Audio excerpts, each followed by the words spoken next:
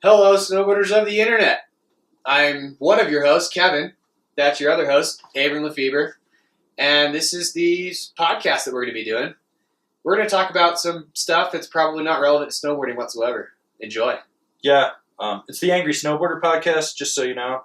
Kevin is a little shell-shocked because it's been a year since we did this. Been a while. Been a long while. Yeah. And in that year, we've officially hit the 10th anniversary of Angry Snowboarder.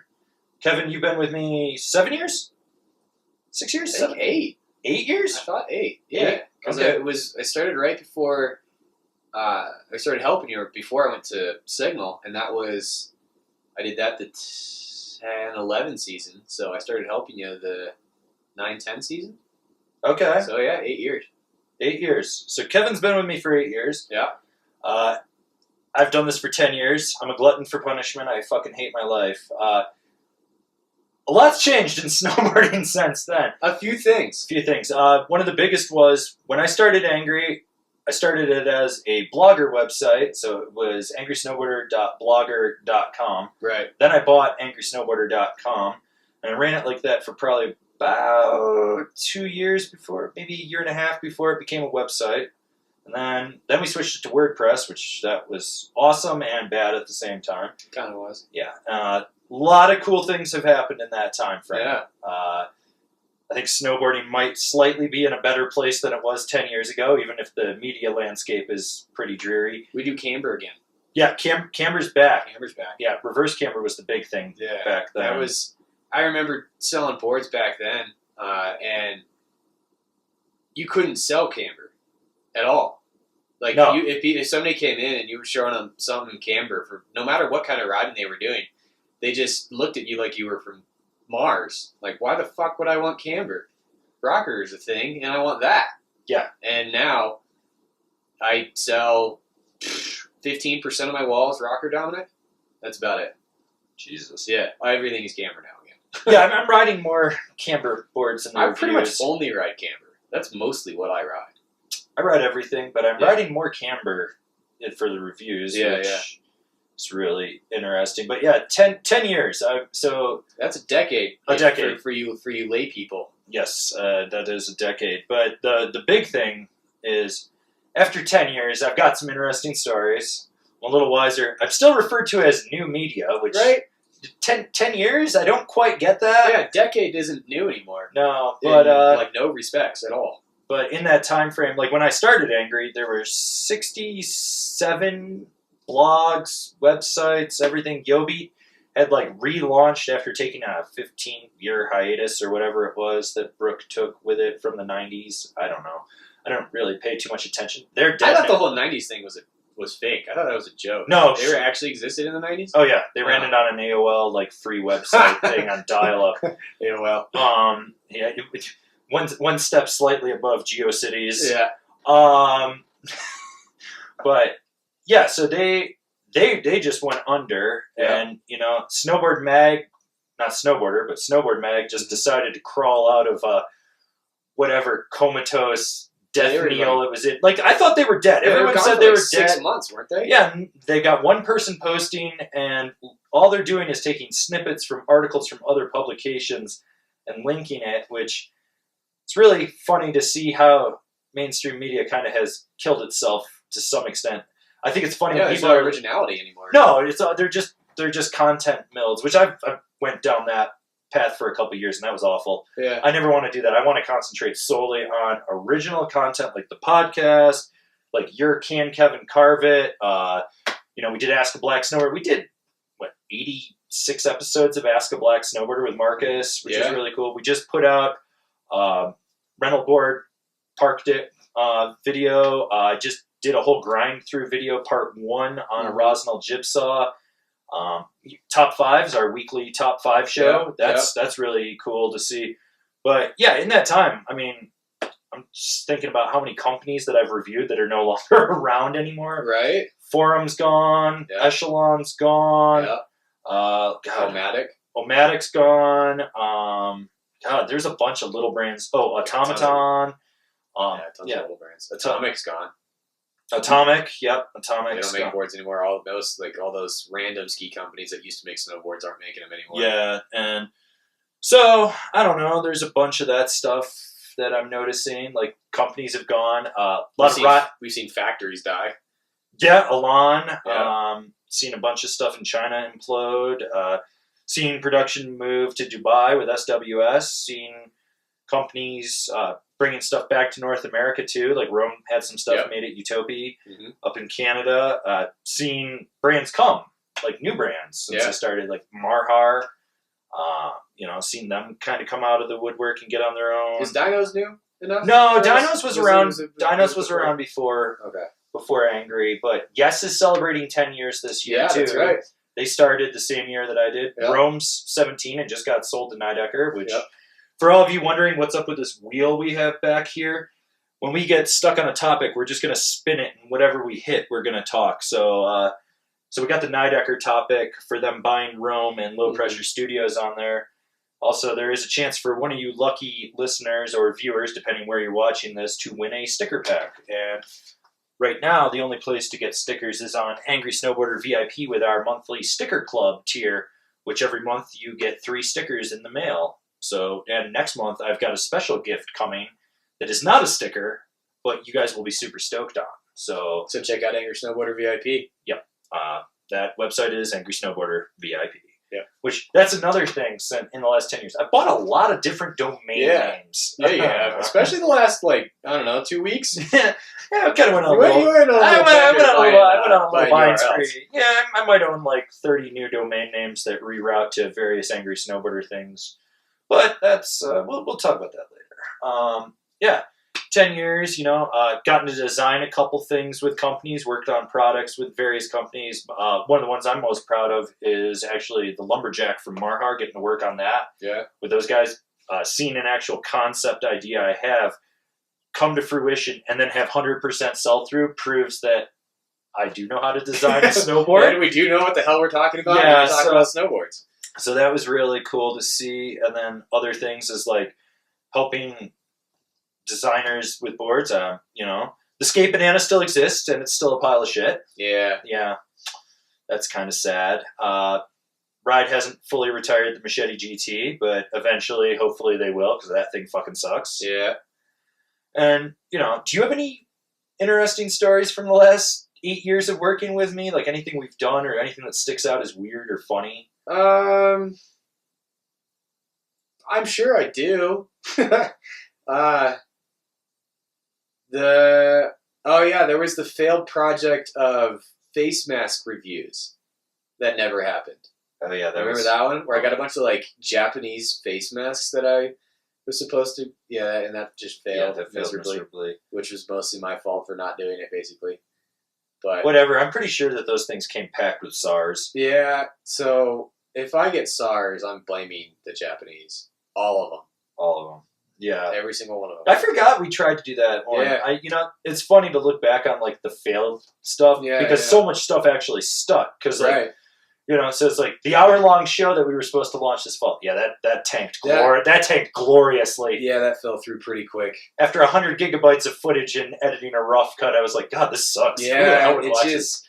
So last year when we failed all of our podcasts after going strong for 3 solid months. Yeah, that was, a lot of that had to do with health issues, too, because I got a concussion, then I got eye surgery, and time. There was the time that we had, I don't know if this was really angry, but I had Union try to fire me from my job. You remember that? I do remember. Yeah. People got really mad at me on the internet, and then one of the guys from Union told me that he's going to find out where I worked and get me fired. He never did. No, I think he likes you now. Yeah, I think he does actually like me now. Secretly. I think we've come to terms. Yeah. More or less. Unspoken terms, because I'm not entirely sure he really put 2 and 2 together, knowing that I am who I am.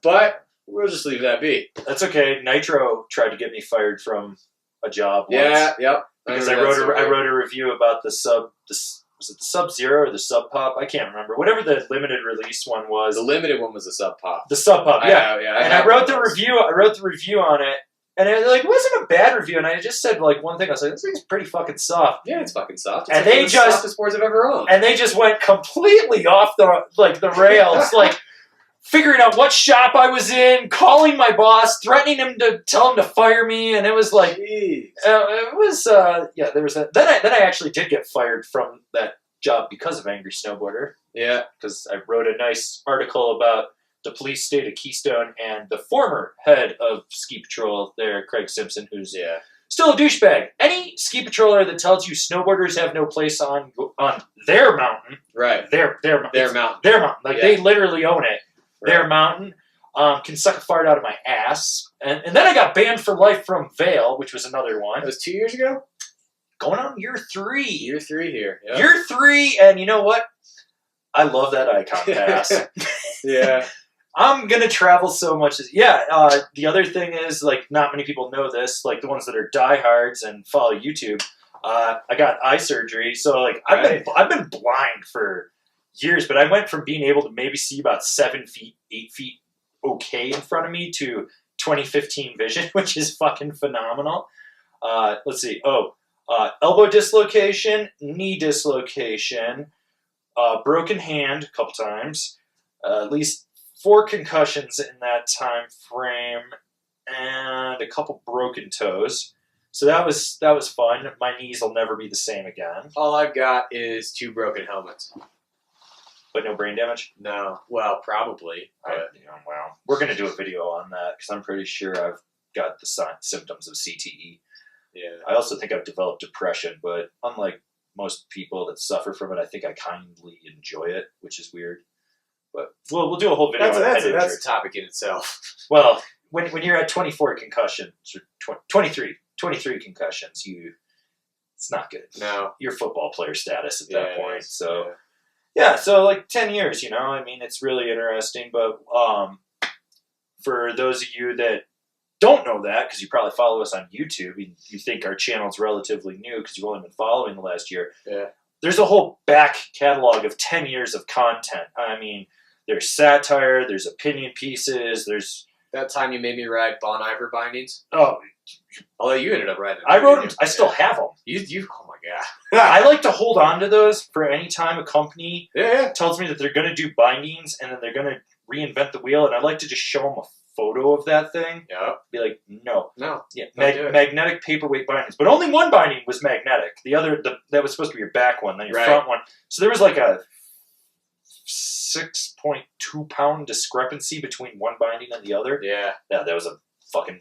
We should just do a whole podcast on bad ideas. Bad ideas that we've seen Oh, in the last 10 years. yeah. So we Yeah. could do that. So if any of you out there listening or watching us on YouTube want us to do that, Let us know. let us know. Leave us a comment down below. And I'm going to put a shameless plug in here. There will be a merchandise store dropping next week. So right now, pretty much the Patreon people or Angry Snowboarder VIP people will get first dibs on that. There will be such things as I've got a t-shirt. So it's a limited run. When they're gone, they're gone. I'm not bringing these ones back. Or you could get a hoodie like that over there. So for those of you that have wanted merchandise, we do it. We've also got sticker envelopes in there with miscellaneous stickers in there. We've got some new ones that I just had printed up too, like the ever popular skiing sucks, or if you're a little even more popular. snowboarding sucks. Because some people like to tell you it was better when they hated us. Ugh, my t-shirt is molting. It wasn't better. It wasn't. Like, people need to stop saying that. It wasn't better. No. The gear is better now. Yeah. We have more resorts. Yeah, we we have have more better- resorts, better gear, More affordable season passes. more affordable season passes, like way better boots inside the gear program there. Yeah, like what was better about it? I can't think of anything. Maybe, I don't know. Maybe the culture, I don't. but Well, I don't know. Well, I was having this discussion with one of the super fans, Jerome Kuntz, out of Utah, Mhm. and he was like, snowboarding got to this point where we were all inclusive and we all loved each other, and then it just got so big we started hating each other. Yeah, And I was like, yeah, that's dude, the why hate was real. I remember that. Well, and just people vibing you out, and I feel like it's kind of constricted a little bit, and you Yeah. see different segments of the like. I'll tell you this much: like 6 years ago, I would not be friends with people that run other competing snowboard media, like TJ from Board Archive or something. I would not talk to him. I'd just be like, competitor, don't touch him. Yeah. But now I'm like, oh yeah, I love what he's doing. He's killing it. He's getting people interested in snowboarding and stuff. Right. And that might just be me getting older, maybe? I don't know. It's one of those things where... Are we going to have to change the name to just Snowboarder instead of Angry Snowboarder? No, because that's already taken. I tried to buy that domain. When I went on my mass buying spree a couple weeks ago, Yeah. I think I might have tried to put my name in on a few other domains which... Actually, skipping subjects here, because this is one I really, really fucking want to talk about. Has anyone been to grenadegloves.com lately? Yes! Oh, if you haven't, we're gonna give you like 2 seconds here. Go to grenadegloves.com and just enjoy what you're about to see. Just bask in the glory of a fallen website, because it's bad. It's a really glove bad. review website now that was bought by some super fan of Grenade Gloves, and it's fucking awful. It's just sad.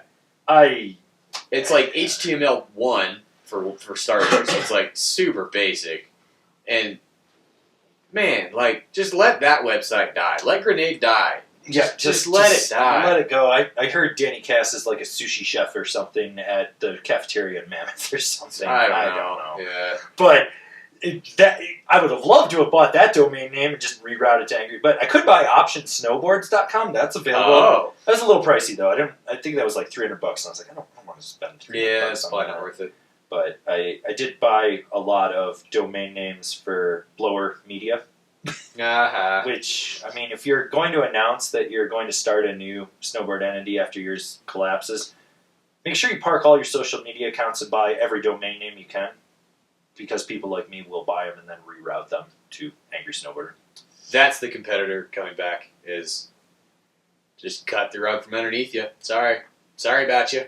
Yeah, which, actually one of the Angry Snowboarder VIP questions was, what happened to Yobi? Where do you think they went wrong? And I was like, I really just don't care. I've never really truthfully cared about Yobi. Like, Brooke will smile at your face and try to be your friend while stabbing you in the back at the same time. And basically, they couldn't come up with any original content that was any good. That and like they had like they were trendy for a minute, and that was basically all they had going for them. And then when the trendiness wore off, they didn't have anything. No, it's when the kids that were liking it got older. It's like they don't understand. So, it's the same problem that we went through about a year and a half ago with Angry, where we had to pivot, where it was like, we have to go full video. And I don't mean like I half-assed into video. Like, I filmed a terabyte of footage for snowboard reviews and then lost it. So then I had to refilm a terabyte of footage. And that was, we ended up dropping 233 snowboard reviews from that footage. And then it was like, you have to be able to adapt and reinvent yourself, and if you don't, it's going to pass you by. And that's what's going on with Transworld, Snowboarder, and all the magazines all right the major now. media is they couldn't figure out how to create an online presence. Their online presence was just an extension of the paper magazine, and that's not where media went. Media didn't go that way. No, and I think it's funny that Snowboarder now has a subscription for, I think it's $99, and you get a movie, and you get 3 magazines, and you get a pair of stance socks and a t-shirt, and they're touting the value, and I'm like, those magazines better be full of fucking good-ass stories that have never made it on the web, that are interesting to read, because otherwise you're just getting outdated information. It's like the buyer's guides. Right. The buyer's guides have just progressively gotten worse over the last 4 years. They're not buyer's guides, they're advertisements. Yeah, they're advertisements, and it's just like, oh, that's what the graphic looks like. That's the only info you get out of it now. Which, if you follow snowboarding, like we did the walkthrough video, because I just wanted to see what it was like to do a walkthrough video through SA, because we went down one day. And I think we'll probably do more of that this year and try to be a little more on top of it. It was a learning experience, and that's the thing. Like, I don't have a budget. Like, we literally had... Up until like 2 years ago, we literally had no fucking money. Like, I think I went 7.5 years before there was ever an ad on Angry. Maybe like 6 years. It was something like that before there was ever an ad on Angry. And then we just sort of went from there. And got some ads, but we got the affiliate ads. So if you read a review and click and buy it, we make a commission, which is cool. Thank God at the start of the year I was able to get over 1,000 subscribers on YouTube, so I stayed monetized. Right. And that's maybe making $100 a month in a good month. And it's one of those things where it's really sad to see the current state of media. I do the first spin on the wheel. And Yes, I do. Can we spin it either direction? Either way, man. Sticker pack! That was fast. That was really fast. So one lucky person is going to get a sticker pack. How are we doing that? I have no idea. All right. Keep your eye out, I guess, because we're gonna give away a sticker pack somehow. What do you want to do? Fuck, Maybe we should have thought about this ahead of time. Okay. I've got an idea. Yeah. If you're subscribed to Sideways Gear Guys and you unsubscribe and send me a screenshot to info@Angry Snowboarder, first person that does that gets a sticker pack. That's a giant fuck you to Seb from Sideways Gear Guy for picking a fight with me, you dumb fuck. There you go. You want to pick a fight with me. You have 5 review videos. I have 233 videos. I probably have a couple thousand on my website. I've done this for 10 years. Don't pick fights with people. Which, actually, we should probably just talk about the current state of snowboard reviews online. Yeah. Because at this point, we're the elder statesmen. Yes, we're the grandfathers. I mean, I've done online reviews in snowboarding for over 16 years now. I started on snowboard.com. Not the current iteration of snowboard.com that's owned by the where are they? Kiwis, Aussies, somewhere down there. I think Aussies. Aussies. Yeah. But the original one that had Hot or Not. Yeah, pretty much. It was like a Hot or Not on there, and it was out of Whistler, Canada. Yeah. And I started on there, and I would do a lot of reviews. And it's funny because the format that we use for the written reviews is the format I created back then. It's had a few tweaks. Sure. But the general format, like how you go down and everything is broken down. Yeah. And it's funny to see how many people use that template still to this day. More or less, we are mostly Avran, because I didn't obviously start back then with him, but Avran is the godfather of snowboard online reviews, period. The current state, like everybody bases their stuff, whether even if they don't even know it, that's where that base comes from, is what you started. Yeah, and they don't understand, like for them, it's like, oh, I'm going to do snowboard reviews, and they just do it. When I started, like when I was on snowboard.com, I was lucky to get stuff from reps to just test, but most of the time I had to go to every single demo I could. So that meant sometimes I'd go to Keystone like 4 or 5 times, I'd have to go to Copper twice, I'd have to go to Loveland like 6 times, I'd have to catch the Spring 8 Basin one, I'd sometimes have to go up to Steamboat, like Breckenridge if they had it. It was pretty much that. Then, from working in the shop and everything, reps would slowly give me stuff. And then going to SIA, it was like opening doors. Yeah, we did a lot of explaining to people, and I don't think people fully grasp how much work that is. And I still deal with companies to this day that are like, well, why would we give you a review? Like the shop guy is going to be the one that sells it. Your customer's literally buying online now. We're their local shop guy.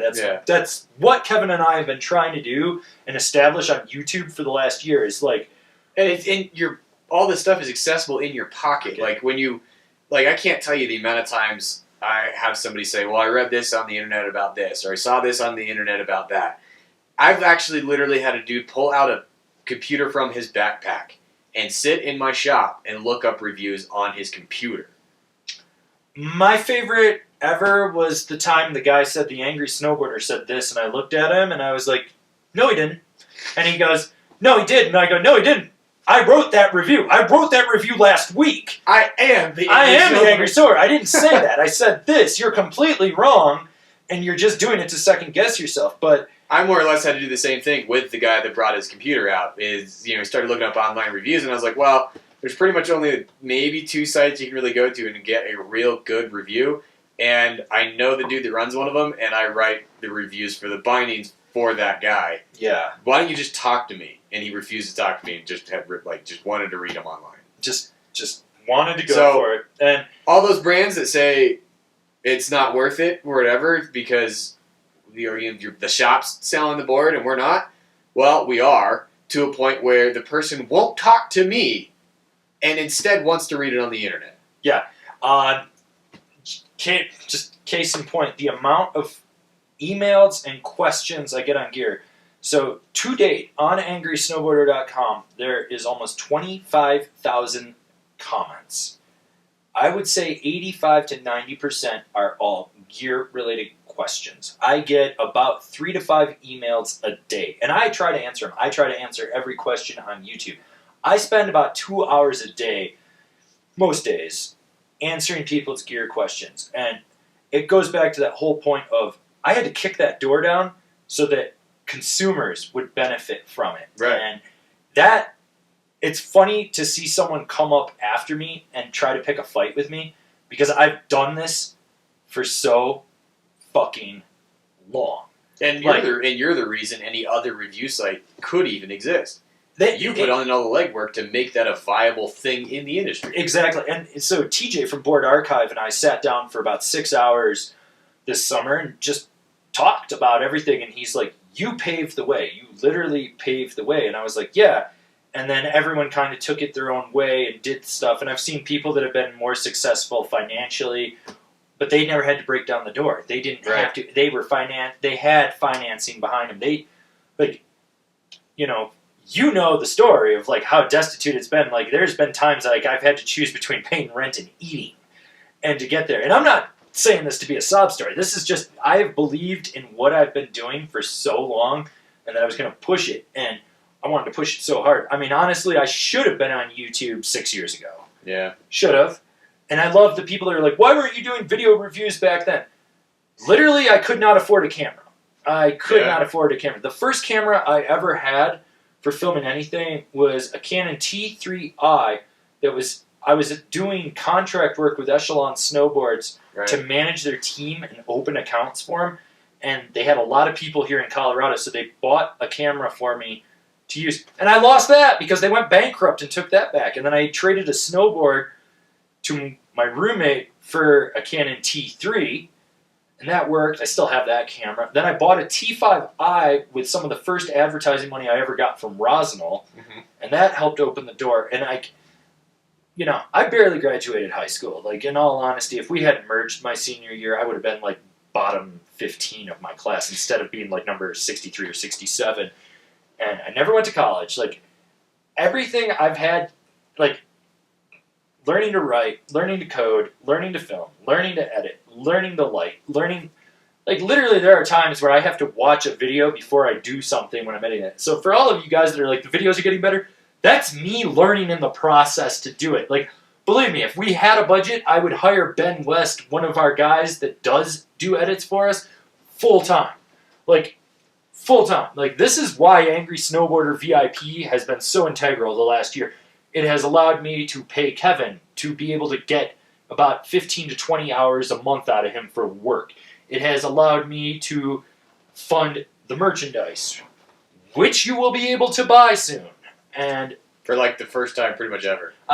It's been, the last time was 2011. Yeah, so it's been a minute. Lost money on that. Yeah. I lost money on that, So Angry Snowboarder VIP is doing that, but the fact to get to this level in the state of reviews and everything is, it's funny to see everyone that's come after me, and there's a lot that I just cringe when I see them. Like, I was reading stuff from, like, I think it was Snowboard Robot or snowboardprofiles.com. I don't even know, it's so generic, and I was just like, oh my god, everything's the best. And then there's James Beastie over at the Good Ride. That guy's a fucking moron.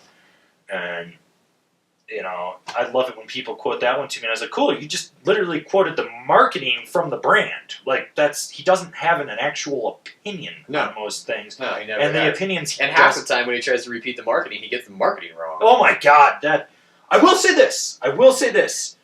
He's riding better these days. I watched a video the other day. He actually looks like he knows how to carve. I was surprised he made like 4 turns on a wide open run. 4? Because normally he's a straight down the middle guy. Yeah. And then he's like, oh, this board was just super cheap. Well, it's a fucking park board. It's a reverse cambered park board. And you're like 220 pounds and you're pointing it straight down. Like, shit. The Like, the big thing with me is, like, I will ride companies I don't like. I don't have Same. a problem with that. I don't have a problem with that. We ride stuff we don't like, but All the time. What makes us different than everybody else is when we ride something we don't like, we can separate that from whether or not it's good.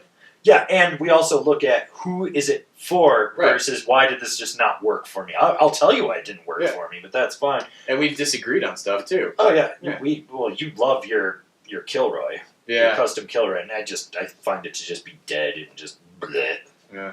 But which actually next week on Can Kevin Carve It, That's the going 30-inch stance, we maxed the stance on his Kilroy. But yeah, so the state of reviews. So it's really interesting to see everyone that's come after the fact, because I've literally done it for so long.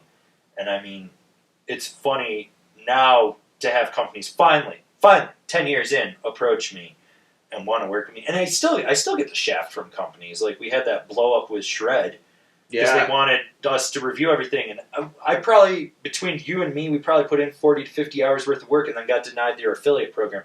That's literally the only way I was going to make any money back on that. So it's a losing. It doesn't benefit us much to put up Shred goggle reviews. How many people are really looking for a review? Well, I couldn't find a retailer that sold them in the affiliate program. Yeah. So I literally don't know any shops that carry them. Yeah. And they're fucking dead to me. I'm just like, they can kiss my ass all they want, but I probably will not work with them. And that's the thing. And it's interesting to see, like, what brands are now, like, Capita and Union. I mean, we literally have Union bindings coming for the first time in 10 years. It's been a minute. 10 no, literally. It has been 10 years. Has it been exactly 10 years? It has been 10 years since I have ridden a Union binding. Yeah. And I got a set of Stratas coming, which, if it hits on the spin, on the wheel back here, and when we spin it, we'll talk about it. But, yeah, that Capita, I've always thought... Mervin. Yeah. And you know what the funny thing is like all these people that are like, we'll never work with you, and this brand will never work. They've either gotten fired or quit the snowboard industry, and I'm still fucking here. Yeah. So the only people that are in the industry, I mean, realistically, there's few people that are in the industry as long as we have been at this point. And most of those people are company owners or some of the like seasoned reps. That's like when you that's the other thing to think about when we're talking about 10 years in the snowboard industry. That's an extremely long time. I can probably count on my hands how many people are still in the snowboard industry after 10 years that I know. Like, people that I've known that have been in the industry, I can probably count on my hands how many people I knew 10 years ago that are still in the industry. There's obviously way more than that existing, but that I actually knew 10 years ago that are there now. Yeah. How many? Like, there's hardly anyone. It's so light in the snowboard industry. It is. And, the thing is like, I'm not sitting here to just toot my horn and talk about what I've done. I want to talk about what I'm doing. And it's like the fact that we're now doing video reviews and everyone's like, oh, when are you going to start riding? I want people to understand that I typically ride like 115 boards in a season. Mm-hmm. And I ride like 200 days. That is a fuck ton. And to get someone to follow me with a camera, otherwise you're just going to get POV footage or weird, like, freaking angled. Right. We don't really, like, with how, like, in order to keep the number of reviews going that we do now, it's really hard for us to be able to film all that because it takes a lot of time. Yeah, and I'm not saying I'm not going to film stuff. Like, I'm going to film stuff. Probably pick key things here and there that we want to I'm like, I mean, you might just get POV footage on powder boards. Like, and I'm okay with that because I love riding powder, and I love riding powder boards, and that's the thing. Like, the big thing is like the authenticity we've created. We're just taking it to a new medium with video, with bringing back the podcast. Like, we're going to just, work forward from here. My goal eventually is to actually retire from doing product reviews myself because it is such a toll on my body. Yeah. And I hammer it so hard to get through everything that I would love to have a staff of people be like, here's your 10 boards for the month you're reviewing, and here's yours, and here's yours. And I think snowboarding and the state of media and where we're at, it could do this. It could do this. And I think the best way to do it is not chase advertising dollars. I'm for the most part, like, I'll still go after them because it's great revenue. Yeah. You need it, but it's not the end-all, be-all. Like, I make more off affiliate sales than I do off direct ad sales. I'm going to by this time next year on YouTube, I will make more off YouTube than I make off affiliate sales and direct ad sales combined currently, or just being viewer sourced. And that's the thing. And the Angry Snowboarder VIP and using Patreon as a membership platform and giving people behind the scenes stuff and giving them early content and discount codes and stickers and all that will do it. I mean, that, like I've crunched the numbers, and realistically, if we had like 400 members on Angry Snowboarder VIP, we wouldn't have day jobs. We would just do this full time. Like, I wouldn't have to work 37 hours a week for the man in a liquor store, Like, I would literally have that extra 37 hours a week to just do this. Yeah. And that's the thing. And so viewers like you watching this, or those of you listening to this, make this content happen. Like, honestly, if Patreon had completely failed when I launched it last year in late August, early September, I would have packed it in this year, taken this year to just travel, use my IKON pass, pull myself out of the industry, maybe go back to work in a shop. I don't know. I mean, maybe Steve over at Gravity would hire me, or Andy at the Underground, because I don't think I could go back to corporate. Well, I know I can't go to certain corporate jobs. I'm on. Those are gone forever. Yeah, I'm on the no rehire list there. Let's just be honest. Yeah. But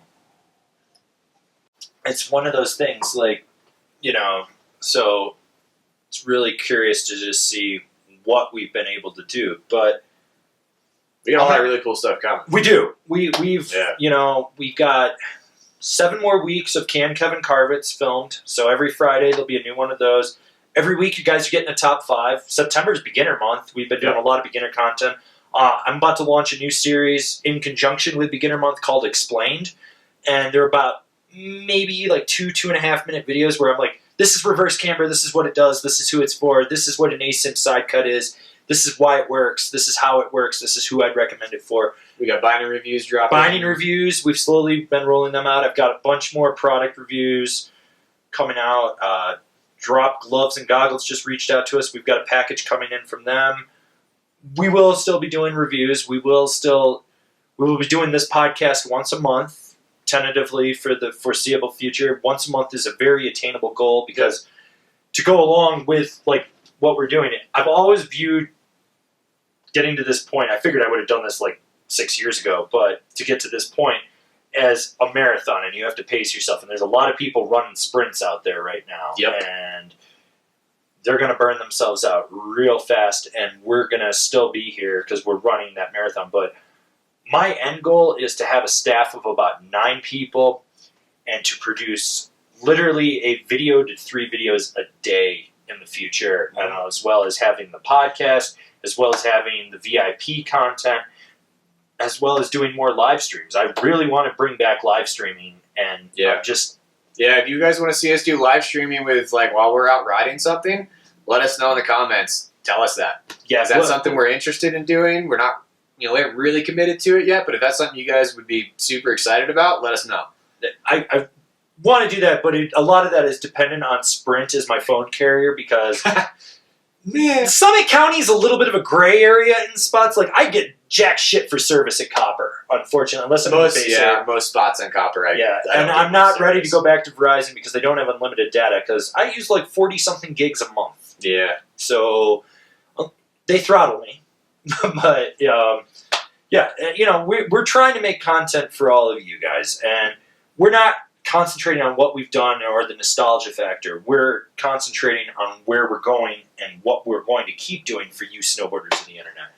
And that's why we do everything that we're doing. But I'm going to take a spin on the wheel. I was going to say, should we spin the wheel? We're going to spin the wheel. Is that on the line? Is that? I think that's IKON versus Epic. Okay, IKON versus Epic. All right. So, I am an IKON pass holder. I bought it months ago. I'm excited about it. And I think a lot of people have a misconception about the IKON versus the Epic, because they're like, oh, the Epic, I get the East Coast, I get everything and all this and that. But the IKON, I don't get this. If you read press releases on who buys ski resorts, which I do, I read those things fucking religiously because I want to know what's going on out there. Right. I always said, from the second the IKON was announced, and they're like, oh, there's only 7 or 8 or 12 resorts. And I was like, They're gonna Now? I was like, no, there's 30-something now. Well, that's what I meant. Yeah, like, but I at was the like, moment. there are time frames that have to be hit. Like Crystal Mountain was just added unlimited days. So now you get Crystal and you get the summit at Snoqualmie and Alpental in Washington along with Cypress. So you've got the Northwest, you've got Mammoth, June, Big Bear, Snow Summit, Squaw Alpine in California. You have Copper, I believe Eldora, Steamboat, Winter Park on there, and Aspen Snowmass. Yep. So you got that. They've added more. If you pay attention to press releases, the big thing to look for is Alterra being somewhere in the press release, whether it's the Capital Partners or it's just the big thing. And I love these big mega passes. Like I had the Epic right after I'd gotten fired working for Vail's retail division. I bought the Epic that next year, and I rode the piss out of that thing. Mm-hmm. And these passes are great because they get everyone out there. I have issues with Vail. I'm banned for life. I like Copper Mountain. I like that they leave me alone. I'm really curious to see if it's going to go more family friendly. Yeah. But I also like the fact that when I-70 becomes a shit show and everyone from Denver is flocking to Summit County, I'm an hour and 40 minutes away from Steamboat. And I can go do that. And the other thing is I plan to travel. Like I've talked to my friend Liz out in Park City, and she said I'm more than welcome to stay with her. That means I'm going to be like 40 minutes from going to Little Cottonwood. I'm going to have Solitude and Brighton over there in Utah that I can hit. And then maybe I'll dip up into Idaho, hit a couple of those resorts, and cut over to Wyoming and go to Jackson Hole. You know, it's a pass that's really designed for traveling. Yeah, it is. You don't get all unlimited days at everything. You get 7. But you got to realize some of those places, the day tickets are like $80, $90, and I only paid $800, and my Copper Pass would have been $430. So yeah, a Steamboat Pass I think was like $1,100 or something. Right. So yeah, I mean, if you have the capability to travel, I think it's definitely the better pass. Yeah, it is. Yeah. It's a traveler pass for the most part, and you know, realistically, I think the number for days on hill, according to SIA, is like 6.5 or 5.5 days for the average snowboarder. So I mean, if you went to a different resort every day, and the average price of the lift ticket that the resorts you went to was $100 or $150, you get your money's worth. You're pretty much breaking even there at that point. Yeah, so. It makes sense. And that's with no blackout days. The one with blackout days is even cheaper. I think that's $6.99 or $5.99. It was $5.99. But I mean, even the Epic's a great value in itself. Like I can't fault Vail for creating a pass like that. Right. And making it's kind of nuts that they have. If you buy the full Epic, you get that many unlimited days across that many resorts.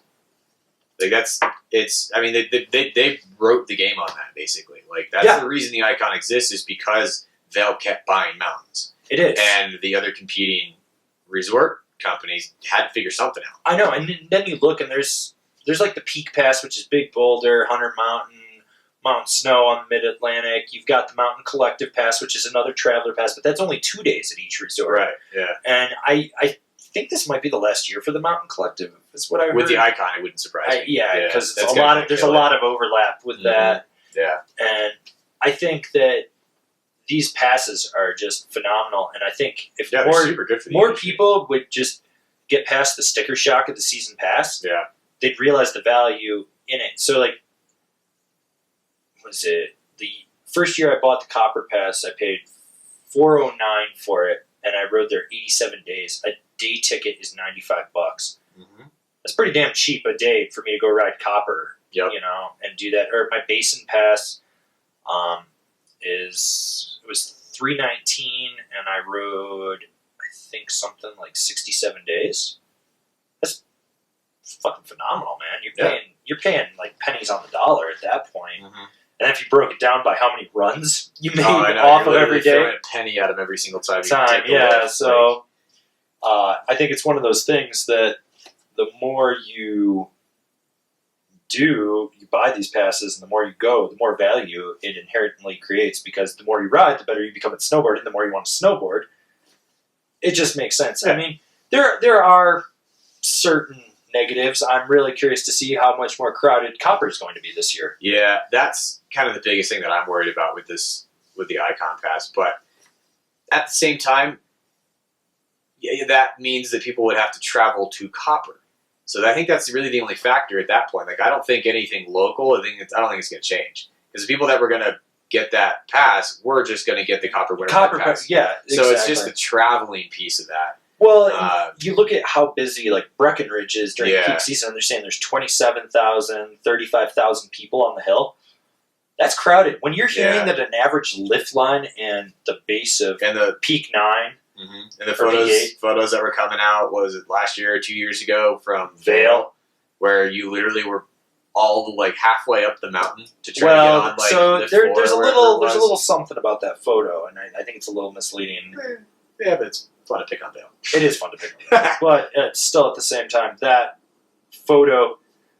It was the end of the day. All the other lifts were shut, and they were trying to get Right. people back. And so it's a funnel Yeah, back it's a there. funnel. It's a funnel. lift. But still, I mean, I've waited in a Breck lift line for. I think I've waited in a 45-minute line before. yeah. President's Weekend is. Yeah. I remember before Vail bought Park City, I was out in Utah riding with my friend Liz, and she kept apologizing to me because Park City was so busy. We waited in line 7 minutes. Yeah, I had the same thing And happen when I went up to Red Mountain last year. The dude that was showing us around was getting all antsy because the lift we were planning on taking had a line of about 30 people, and he was like, "Nah, man, we should just go take this one." Like, I don't want to wait in that line. And all of us coming from Colorado and Utah were like, "What line? That's not a line." That's not a line, yeah. And so, I think there's going to be more resorts added. Vail's going to probably buy 1 or 2, but Altera, Yeah, I think from the press release, I think they have like 5 or 6 more that they still haven't announced. And right.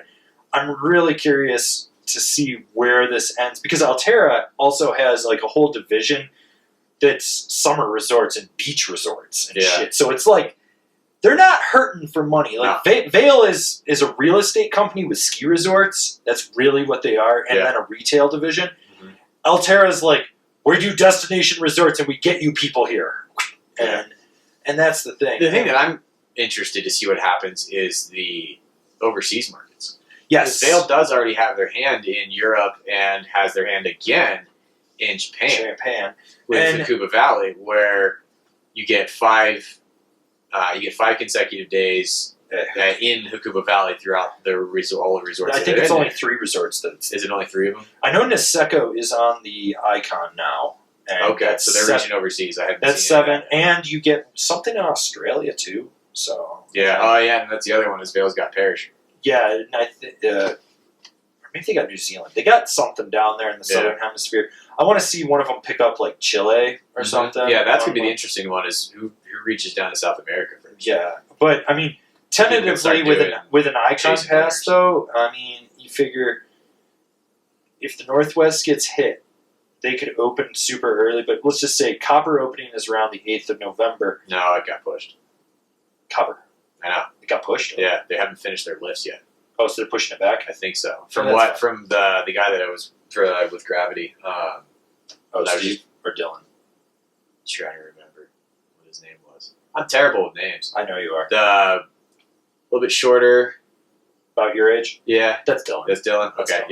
yeah. Dylan. Yeah, Dylan. Dylan Well, Larkin. yeah, what he was saying is it's getting that it was getting pushed back, and he's like, "Oh, bummed," because they haven't finished their lifts. Yeah.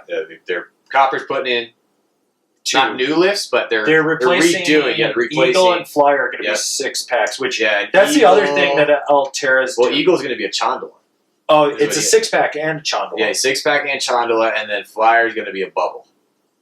That's going to be interesting. Yeah. I've never ridden a bubble chair. I haven't either, shockingly. I don't think I've ever been in a It's bubble. like an East Coast thing. I Yeah, think, East Coast and Europe. and Canada. Yeah. Yeah, I've yeah. never ridden a bubble chair, so that'll be really people are going to get baked on them. Yeah. But tentatively, let's say it's a normal season, you Yeah. could start like November 8th, and then if Mammoth got hit and they run through the 4th of July, you got November through July that you could ride on that pass. Yeah, and then if they start buying South American resorts, you can go chase winter. Or Yeah. let's say theoretically they picked up Timberline, Yeah. and you get Summer Shred on Timberline. Right, you pay an extra $100 on top of your IKON, so you get all summer too, Awesome. I do. and then you can ride year round. Then Yeah. So the whole season pass thing, and what IKON is now pushing, like Epic forced it, and then now that IKON's there, IKON's pushing Vail, and eventually it's just going to be climb, Because they're each going to have to try to, well, they did that. We got to answer to it. And then we did this, and they answered us with this. They'll eventually plateau. But, Yeah. But, I mean, the big thing is they're fighting over markets. And it's like, who's going to get Seattle? Who's going to get Los Angeles? IKON got Los Angeles with Mammoth. Yeah. They got Southern California completely locked down. Bear and Mammoth, that's it. You're done. I mean, they did a good job with getting Central because they got Squaw Alpine, even though Epic has Heavenly North Star. Right. But, you know, and I forgot, I think Boreal's on there. It's going to be on there soon with IKON. So you got that. Has anybody done anything in Montana yet? Yes. IKON's got Montana. Is it Big Sky? Big Sky. Or Bridger? It's one of the two. Okay. You get 7 days. It's not unlimited, but you get 7 days. Because I want to go through and hit that. I want to, like, if I can buy the car I want and I've got the budget, the goal would be, like, go to Utah, stay at Liz's, ride the Cottonwoods, go up. I want to go through all the tiny little resorts in Idaho because they're fucking phenomenal. They have, like, such amazing terrain. It's the next spot. It's going to blow up. Yeah, Boise's going to be the next big shred city. Yeah. Calling that now. But I'd like to hit those, then go hit Grand Targhee, you know, go to Jackson. I wouldn't mind going to Big Sky. And I think that that's one of those things where you can do it, you know, and that's what these kind of passes allow you to do. Yeah, the travel. And that's the thing is, like, I miss traveling. Like, I love going out and traveling. And the other cool thing is, like, when you travel, you can go meet smaller brands and get product from them. And that ties into the review thing. Right. Like, going to Utah, now nitro is not going to be a problem because I can literally swing into the foundry and be like, Knut, Jeff, load me up. You know, and I can go ride stuff. And that's what I love. And the other thing is, like, we've discussed having a meetup for you snowboarders of the internet and for the Angry Snowboarder VIP members. Like, come out, we'll drag Marcus away from work for the day. We'll make him go hit jumps for you. Yeah.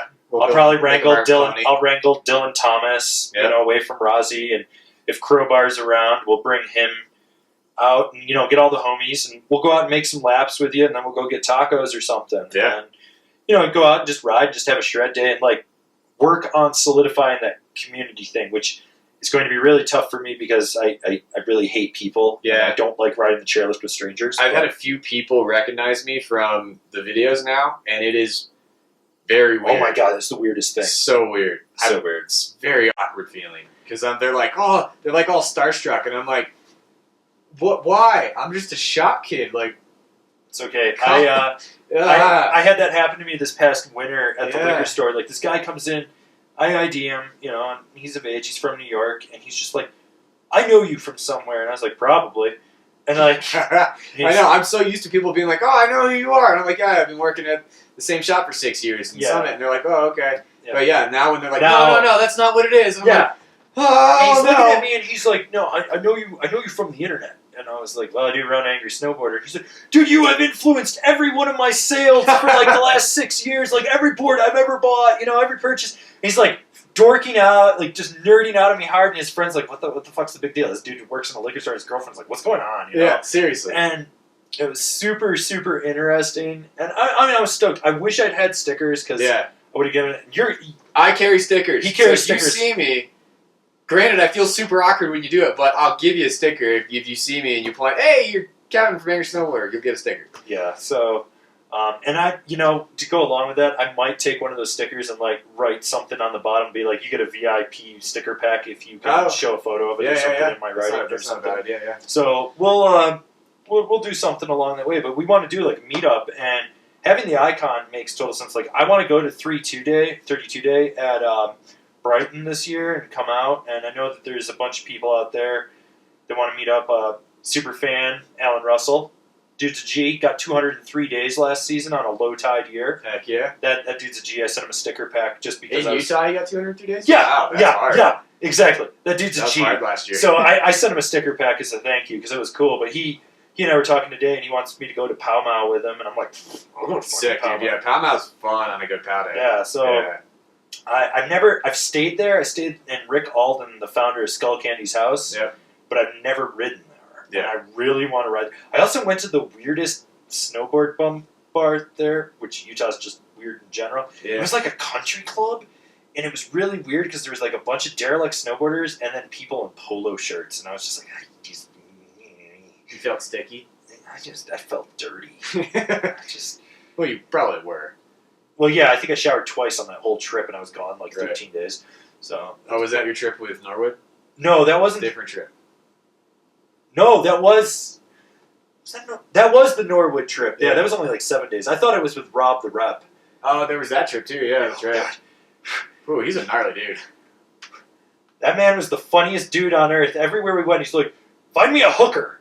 Every single place we went, he was like, find me a hooker or find me cocaine. And I was like, are you serious? I could never tell if he was serious. So like, I'd be on my phone like, oh, there's like an escort service. Do you want me to book one? Do you want me to book one? I don't know. I need an adult.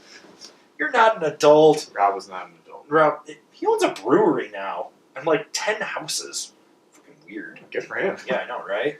Yeah. So, yeah, I don't know. So that's kind of the bonus of these passes. And I mean, if you guys are, any of you listening, watching this, are coming through Summit, I want you guys to understand, I do not snowboard on Saturdays, unless it is a powder day, and then it is very, like, first chair, and I'm done by 11. I'm like, it's crowded, I'm out of here.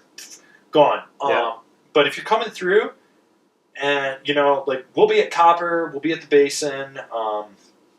I don't do the Vail Resorts, so do that. I'll probably be up at Steamboat, but, you know, you can usually find us at Copper at Mahi's Tacos in the afternoon. Yeah. So if you want to stop by and buy some poor snowboard commentator. Buy us tacos. Buy us tacos. Actually, straight up, though, if you are in Copper, go to Mahi's Tacos. Those fucking tacos are fire.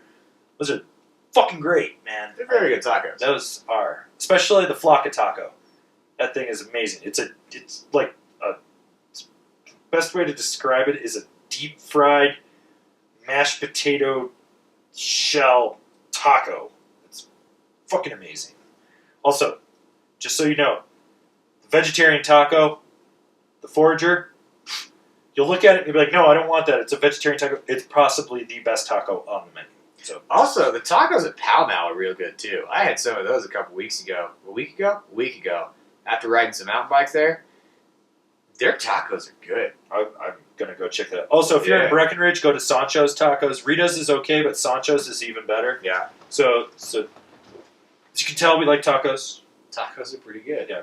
So maybe we'll do a taco review. We should do a taco review. We should. Yeah. So I've been working on a food show called Snowboarder Snacks where we review certain kinds of foods for poor snowboard bums. Like there's a set dollar amount you're allowed to spend per. So the first episode I filmed was with good friend, infrequent collaborator, Carlo Marasigan, and we did ramen. I ate like 20,000 milligrams of sodium trying 9 different kinds of ramen that day. But there's good ramen. Kevin and I are going to do a whole pizza episode. And Carlo is Filipino, so we had an expert to back all this up. With he lives in New York City, so he knows good food. Right. He's fat too. Yeah, he's got a little gut. And so that's another thing we're working on. That was going to be a secret, but I don't care. I'll drop that. I was going to give that to the Angry Snowboarder VIP people first, and then we'll give them the other food ones. They'll still get it first, but it will drop maybe next month, but probably November. Yeah.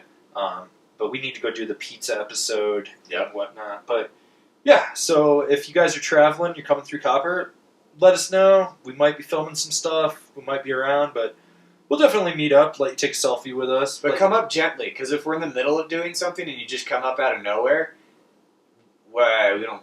Yeah. Like that fucking idiot up at the Basin. Yep. Oh my god, when we were filming Kevin Carver, this guy did not get the hint we were in the middle of something.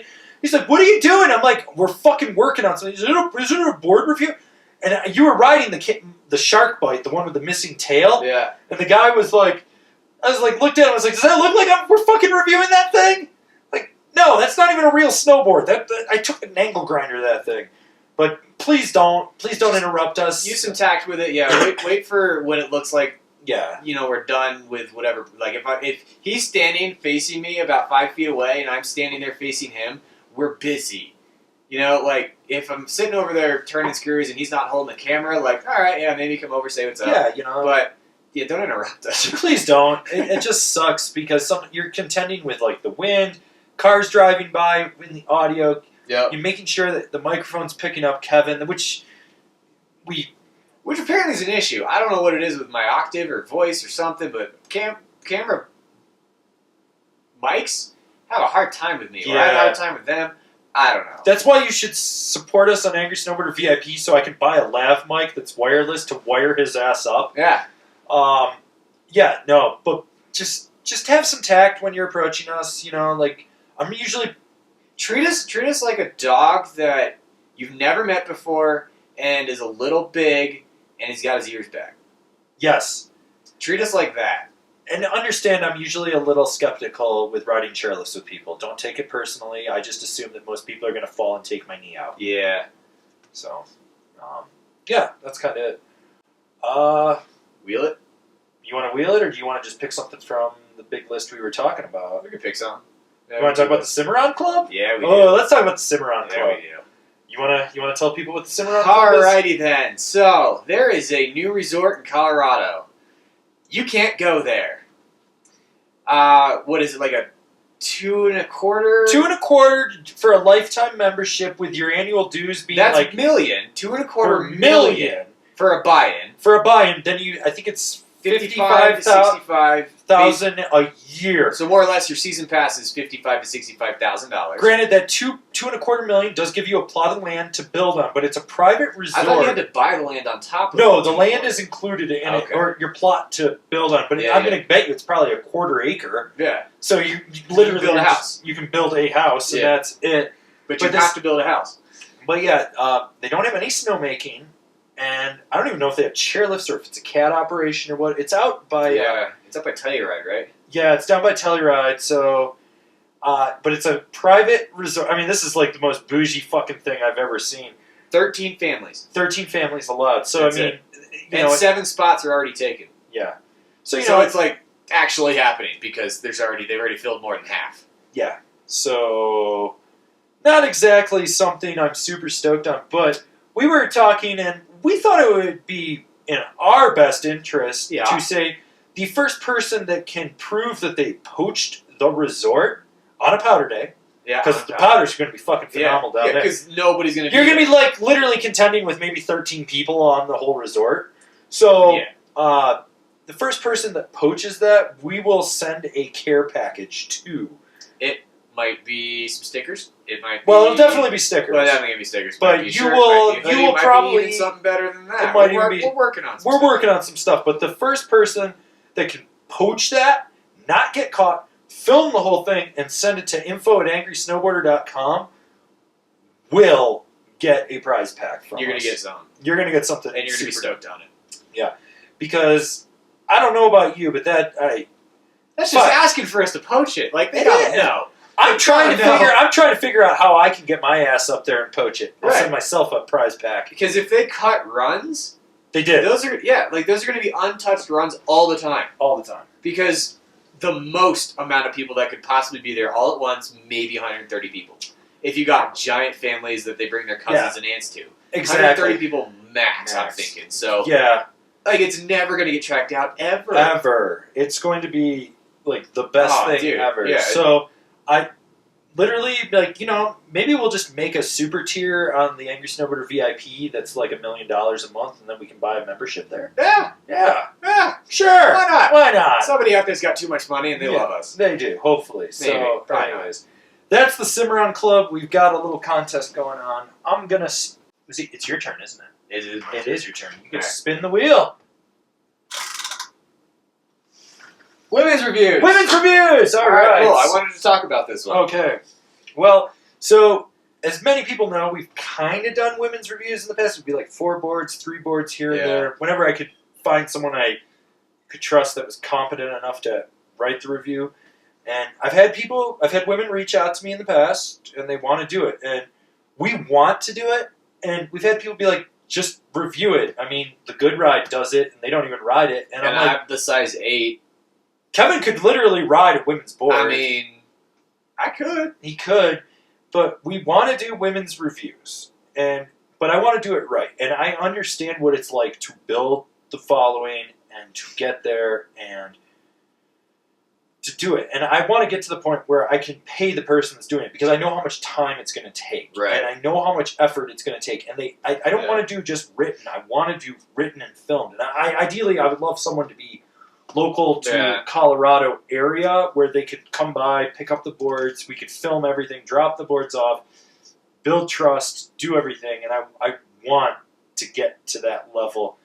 But at the same time, it's like, would you want to see my ass talking about the board even if I didn't ride it? Or would you like to see Kevin riding them? Yeah, do you really want to see me ride women's stuff? I mean, I know we've got like 1% female market share. Yeah, it's also partly because we don't have any female content. I know we don't. We got to get female content before the females watch. But still, you know that there's women out there putting into their Google bar K2 Bright Light review. Yes. And we don't pop up because we don't have a chick to review stuff. And no. I mean, it's kind of a testament to kind of how difficult it is and kind of how seriously we take it. Like we've had, like how many different people have you had reviewing gear for you? You, me, Zara, Courtney, and Ted, and Gary did split boards. But he did like 4 things. That was right. it. So that's it in 10 years. So we're pretty picky about who we use for this kind of content because it's really important to us. It's been the primary driver for Angry Snowboarder since day one is the reviews. So yeah, we take it really seriously, and that's part of the reason we're still around and every other review site's dead or is new. But yeah, I mean that's the thing. But it's a demographic that I feel is horribly underrepresented. Yeah, and I feel like if you're going to do it, I think what's out there is very much market regurgitation. This is the best. And I've seen women come out and be like, I'm going to do women's reviews. And this one chick ran a GoFundMe to get funding so she could go snowboarding to do the reviews. And I was like, so you're already asking people to fund you when you have nothing to prove. And then she was putting them online in a PDF file so you'd have to download it. What? And it was the weirdest, most convoluted thing. But I mean, if you're going to do it, you got to go balls to the wall, and you got to understand that it's going to take time. This isn't something that's going to be done overnight. It's that whole marathon aspect. Yeah.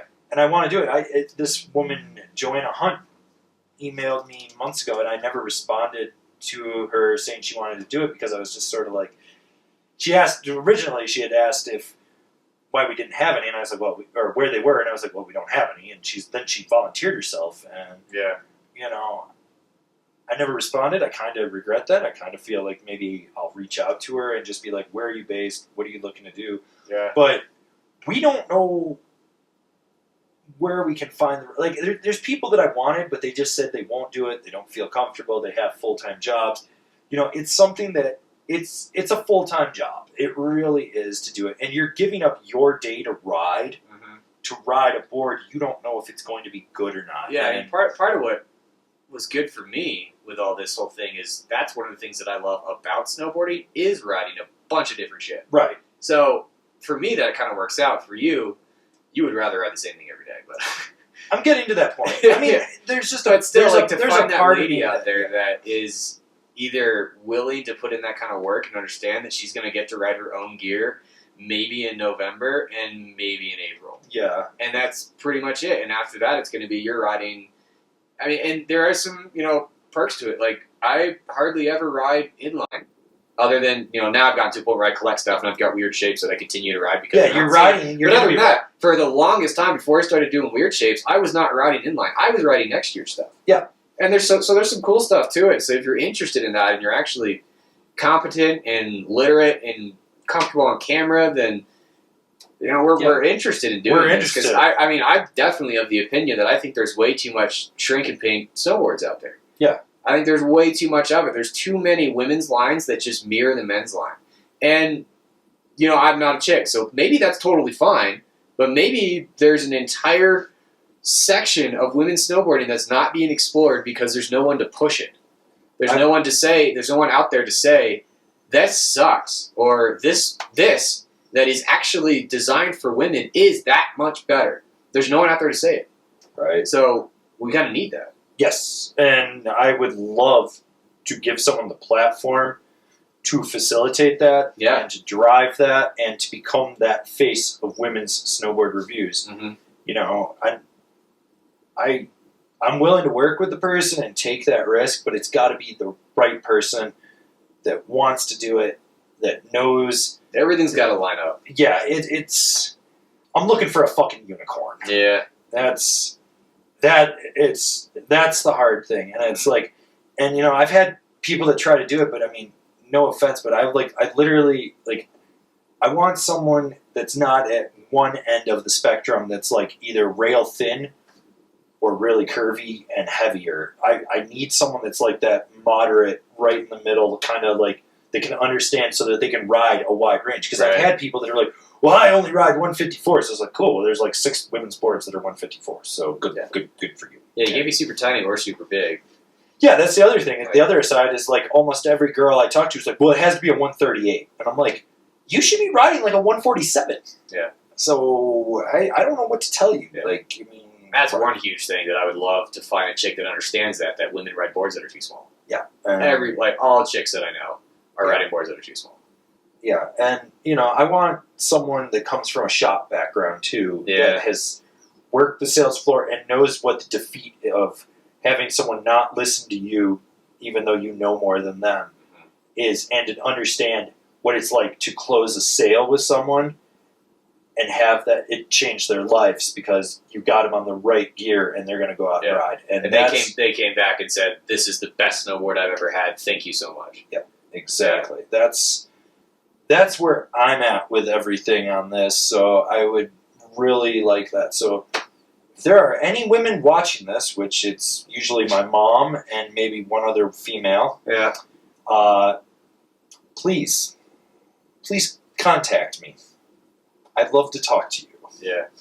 So that's it. Should we grab another topic from the list? I already know what the next topic's going to be. What do we got? New Jersey making it mandatory to wear helmets at ski resorts. Yeah. You wear a helmet, I wear a helmet. We've had head injuries. What are your thoughts? I don't know. It's hard. Like, I definitely see both sides of that. Like, yeah, you should have freedom of choice. But on the other hand, like, there's a ton of skate parks out there that are mandatory helmets too. Yeah, I know. So, but how many people actually do it and are enforced? It's right, like, and that's kind of the thing is enforcement. Like, are you really going to kick somebody off the hill if they're not wearing a helmet?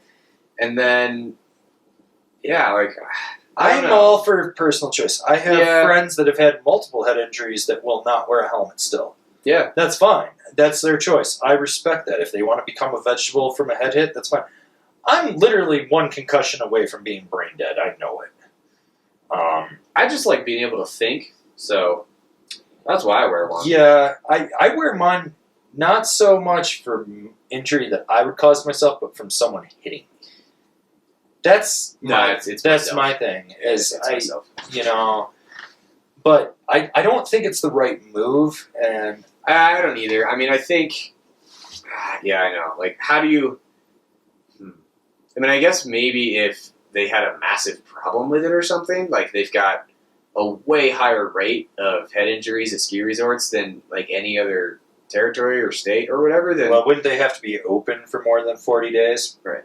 So at that point, like, unless they've got some sort of crazy statistic to back it up, like, just leave it up to choice. Just say, like, you know, do some sort of heavy marketing campaign of, we highly recommend it, basically, type of thing. And, I mean, helmets aren't crazy expensive. You don't have to get a super nice, expensive $250 Smith helmet. You can go get a $40 helmet. Just make sure it's an actual helmet. And not a hard hat. Yeah, make sure it's got the right certifications. It passes the ASTMs for snow. But, yeah, they're not crazy expensive. And just go get one. Like, right? Yeah, I don't know. I mean, part of me is like, live free, die, because that's one less person on this planet, and I'm okay with that. And part of me is like, maybe, but at the same time, I'm like, I'm the firm believer that it's your choice. And it is also really icy over there. Oh, it is. It's super. Well, actually, they're a little lower than where I was in New York. So they're swishy. Yeah, well, now because of climate change, but There's that. Yeah. No. Climate change isn't real. no. There's our lake isn't 10 feet too low. No. Climate change ain't real. Climate change. No, we're not going to run out of water in the next 30 years. No. Never. No. It's one of those things that I think it should just be the person's choice. I mean, maybe on kids under 16 and under. You know that I could get behind that. that. Yeah, with under a certain age, you've got to wear a helmet. Plus, I get behind that. I'm going to go with this. Helmets are way better than they were in 1998 when the first time I wore one snowboarding. They're actually comfortable. They're solid. Yeah. So, I like my Combine. So, I don't know. It's one of those things where I kind of I wish that there was less rules and restrictions and labels on everything if we just sort of let people figure it on their own. Yeah, you shouldn't drink motor oil, but if you want to, go ahead. Oh, Yeah. You died? That was your choice. Yeah. So, I feel like we need to dive into some of the Angry Snowboarder VIP questions. Yeah, let's do it. Okay, so this one is, what brands have the best fit finish on their boards? What are the worst? I'm going to let you take this because you're working the sales floor far more than I am these days. I just get... I swear to God, they make them look pretty before they send them to me. Yeah. So I will say that fit and finish doesn't necessarily mean that it's not good product. So I'm going to start by saying that, preface everything with that. So one of the most recent ones that I got that was less than impressive on finish was Snowfisk, I thought. It just didn't quite have that polished look.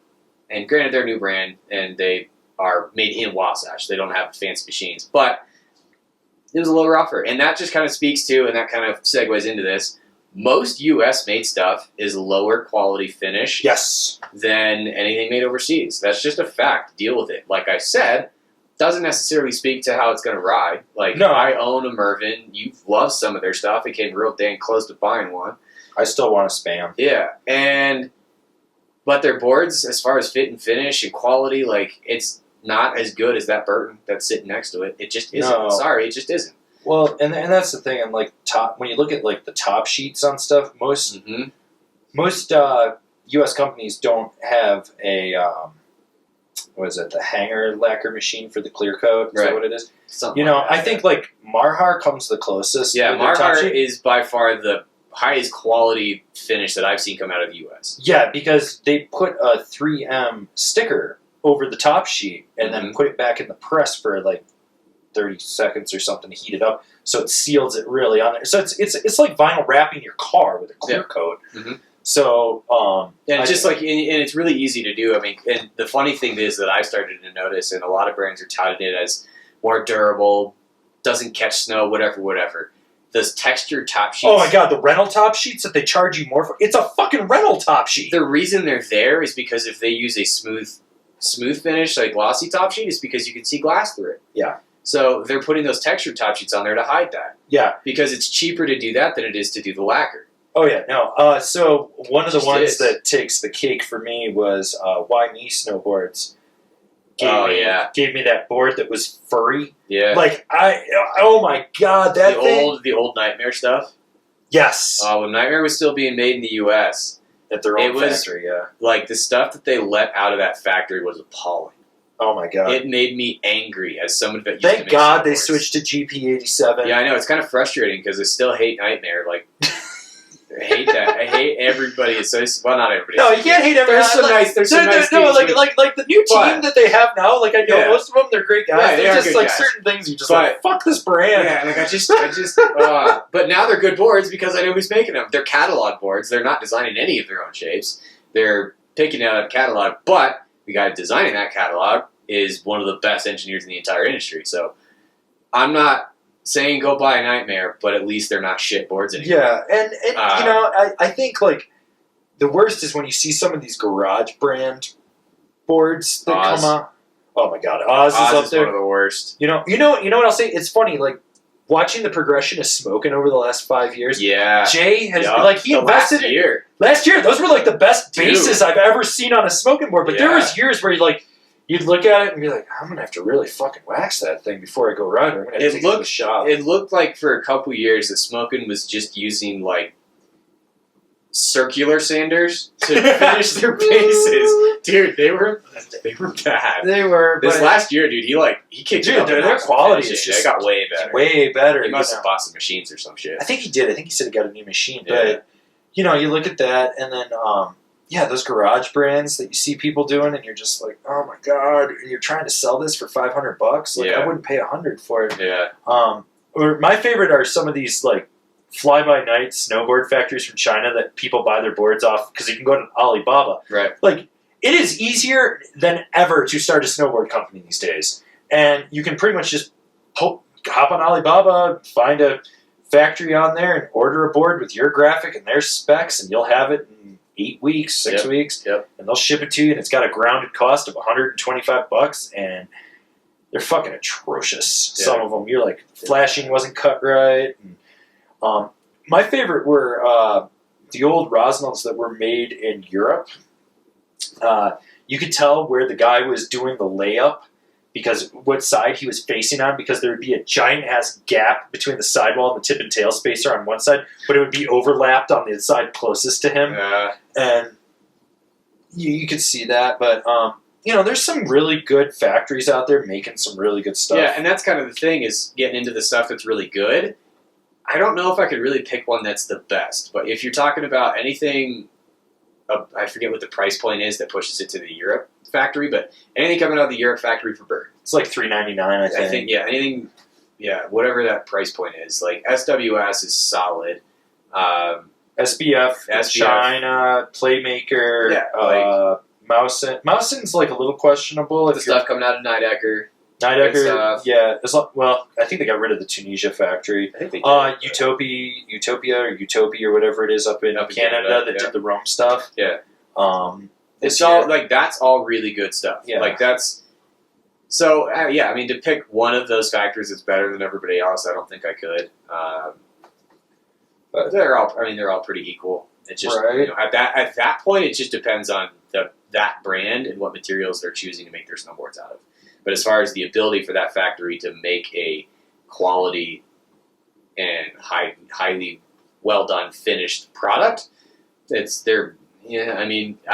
have to really go through and pick boards from each factory and really go over them to really figure out if one's going to be better than another, and then also get a sample size from each. Yeah. Like, I couldn't just pick one. I'd have to pick, like, 50 from each factory and go over them, and it would be a nightmare to try and do, and it's not worth it. Right. So to go along with this question, this is another Angry Snowboarder VIP question. And the guy even forewarns, he's like, you could probably talk forever about what companies you think are trending in the right direction. Yeah. What ones need to make some changes, and why Burton needs to stop being a glamping company. So, speaking specifically to the glamping part, I just recently went to Utah and used some of the Burton camping gear. It is actually real camping gear. Now, if you don't want the fancy, crazy prints that they're doing, that's basically the glamping piece of that. But it's all being made by Big Agnes. Thank you, Big Agnes, and it is legitimate Big Agnes gear, and they're a legitimate camping gear company, and they make really good stuff. So, I mean, as far as the glamping piece of that goes, and then doing the crazy prints and everything on it, like, I guess the way that I see that, I was thinking about this the other day. I don't really have a problem with it. I never really have. I don't really see any reason why anybody would have a problem with it. Like, they're doing something for summer business. Why do you give a shit? That doesn't affect their winter business at all. That, and so many people are in that tiny house movement and camping and, like, and the thing is, the only other segments that you could really get into that would relate is surf or skate. And there's no damn way that Burton is going to get into surf or skate. Burton tried that when they had the... They bought Alien Workshop at one point, right? They had skate. They had DNA, and they had... wasn't Logic or something. I can't remember. And they do have their hand in surf with Channel Island. Channel Island, that's it. That's what I was thinking about. But, like, Burton, as a brand with the name Burton, like, what are they going to do in summer business? I mean, camping, honestly, kind of makes the most sense. Yeah. To be completely honest. Like, that's, like, as snowboarders, people that love to be outside, we would be using that gear. And I don't think that really affects, like, how they're trending as a company. I think it diversifies them. Yeah. And it gives them income in the off seasons, especially with the way the market's going right now with shops closing, shops not paying. Mm-hmm. A lot of people are not getting paid in snow. I mean, if you think about 10 years in the game and I still don't have a Burton ad on the website, I mean, come on. Burton, call me. Call That's the thing. But when I think about brands that aren't trending right, I feel like K2 is lost right now. K2's, I actually see some positive direction on K2 now. They've pointed the arrow in a new direction, but they haven't started moving that way yet because the season hasn't started.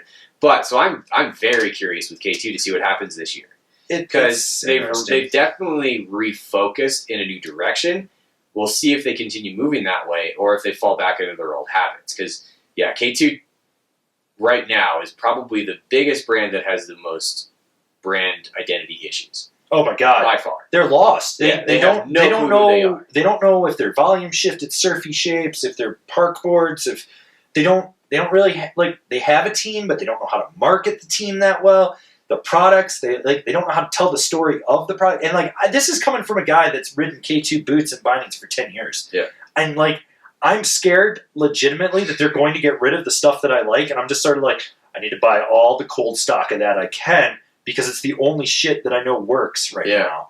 And the funniest thing to that is the flip side is Ride is crushing it. Oh my God! Yeah, Ride was lost a couple years ago, and now Mountain Pig, Twin Pig, War Pig. Yeah, they've got the pig thing going strong. Strong. They got that. The fact that they've got their team is fucking stacked.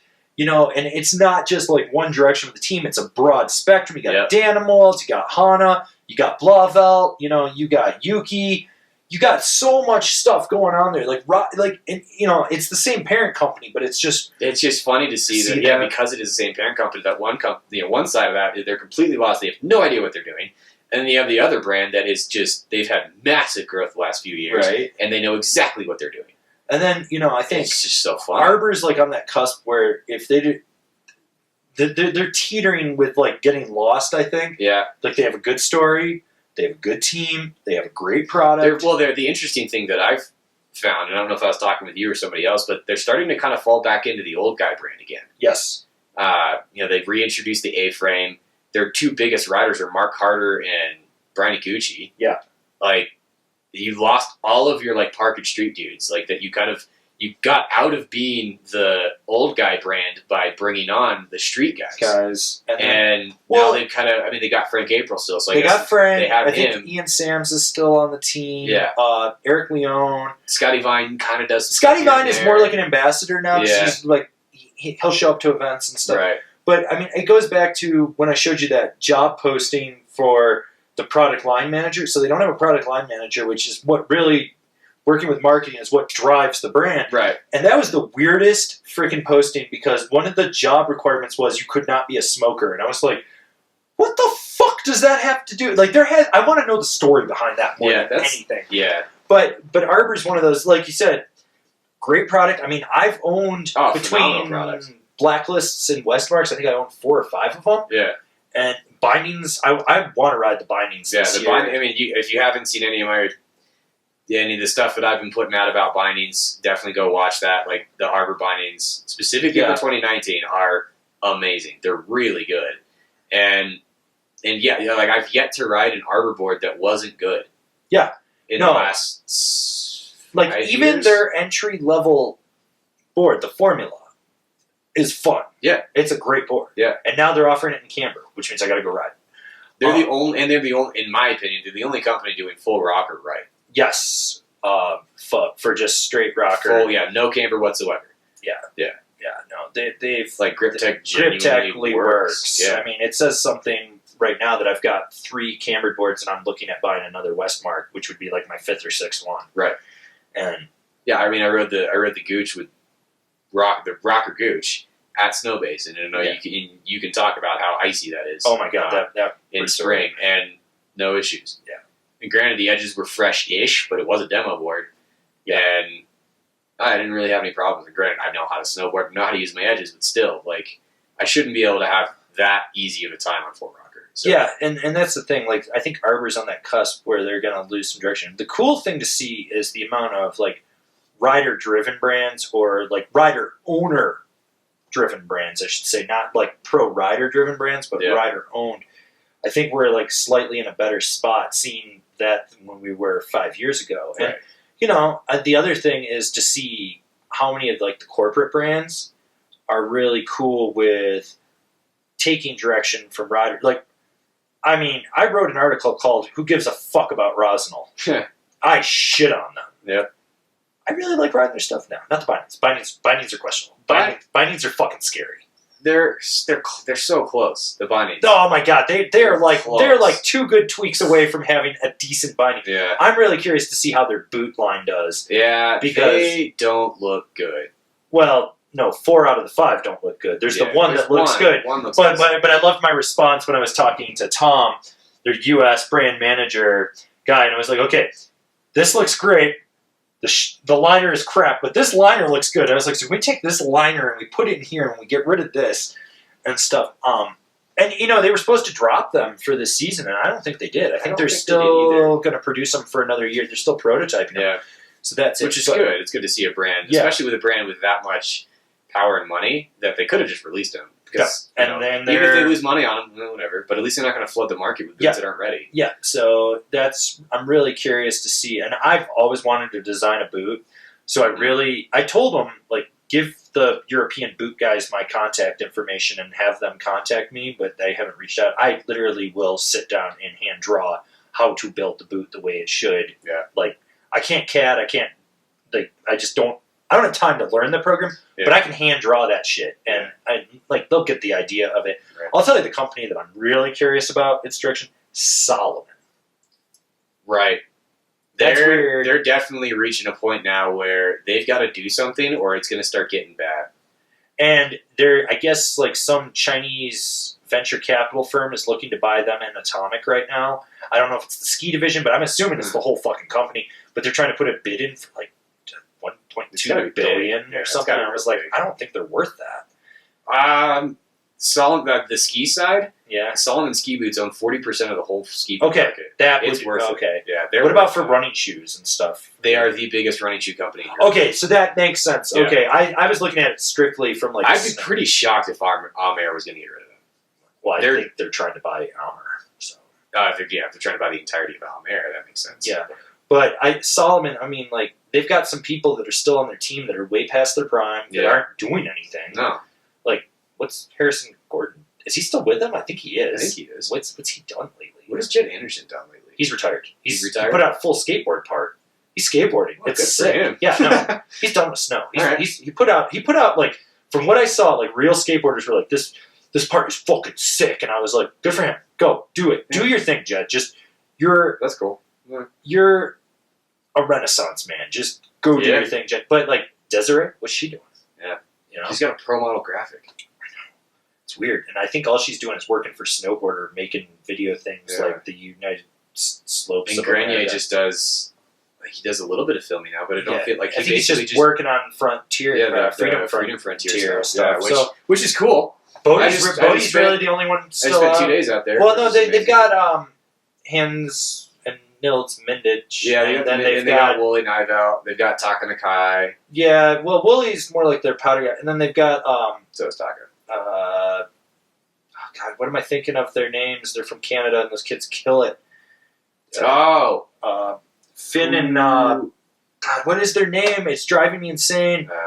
Westbury, the Westburys. Yeah. Because those guys were picked up through my friend Jordan Hall, who's the rep out of Calgary up there for Solomon 686 and Niche and a few other brands. And he got them promoted, and, like, I'm stoked to see what those kids do. Yeah. But there's such, like, and we do like to see this, but they're so rider-driven that, like, since they don't have any of the riders anymore, their stuff is kind of, like... I think losing Bonfire wasn't good either. Yeah. That was weird. That was a weird one to see them lose that. And Solomon's, like, I think they've passed the tipping point. Now we're going to see a downward. But they're a 20-year legacy brand. Yeah, I don't think they're going to go anywhere. I don't think Solomon or I think they're going to have killed. I think they're going to have a bad few years. Yeah, I agree. And I think the biggest thing is I see the product line manager disappearing at some point, or they're getting a new one because they have 6 on the men's side. They have Sleepwalker, Craft, Villain, Assassin, and Assassin Pro that are barely different. They get vaguely softer as you go down the line, but other than that, they're almost the same board. Right. For 5 or 6 snowboards. Like, no. and that's the entire meat of their line. That's it. They have, they've got a couple of the new things, but I think it speaks to it clearly that the product line manager doesn't know what's going on because of what they told us the year at SIA that, so last year I think that we went to SIA with the Derby. Yeah. But they said, oh, we got rid of the Derby, customers didn't get it, or the consumers didn't get it. Yeah, they fucking did. You guys don't get it. Like you guys, I still have people asking me about that. They were one of the first brands to start making a volume shift board that you could ride every day, and they didn't see it. That's a product line manager issue. Yeah. At that point, Yeah, like you didn't understand what was in your own line, and now they've gotten rid of it, and now most people I talk to aren't very stoked on the new Hillside Project stuff. I've heard that they don't ride well. I haven't been on them yet. I haven't had a chance to either, so we're not saying they're not good because we don't know, but. For most people I've talked to, nobody's very stoked on it. And now, instead of having a volume shift in 2 sizes and then the whole 6-stick line, the whole PAL stick line, now you have 3 boards. And if you just don't fit into the size of one of them, then they're different boards. Yeah. The 51 is the volume shift. The 57 is a standard, but it's really soft. And the 62 is your gun. Yeah. So what if you want the volume shift, but you only weigh 130 pounds? Well, can't get one. Well, you can. I mean, you could, but it's not ideal. It's not. Like, I mean, at that point, you should be on the 47, the old 47, the 47 instead of the 50. I rode the 47. Yeah, I had one. I owned one. It was amazing. I cried when I sold it. Yeah. Well, we need to get you another one. I know. But yeah, I mean, at that point, they're basically saying, nope, this doesn't work for you. And then you're just like, oh. K2 Cool Bean, Rosnell Sushi, Weston Backwoods. Like you're telling us that the consumer doesn't understand volume shift, and that's been the fastest growing category the last 2 years. Yeah, that doesn't make any sense. No, and I don't see it ending anytime soon because they're just fucking. And I had a great example of why it needs to stay in the industry forever. I had a dude come in yesterday with 17, size 17. Volume shift is perfect for that dude because he can actually get on a board off the wall. And not have toe drag. He had a size 17. What is he, in the Ride Sasquatch booth? Yeah, the Bigfoot. Or the Bigfoot? Yeah, I sold him the Bigfoot 4 years ago. And he's still in it? Yeah. And he's like, do you guys have any size 17s? No. Okay. Jesus. I was like, well, I'm going to have to order you one. He's like, yeah, you guys found one in California last year. I was like, yeah, I remember that. I sold these to you because you're only going to get 117 coming in your store ever. But yeah, like the whole volume shift thing, like it's super necessary because a dude like me that wears a size 8 can ride them.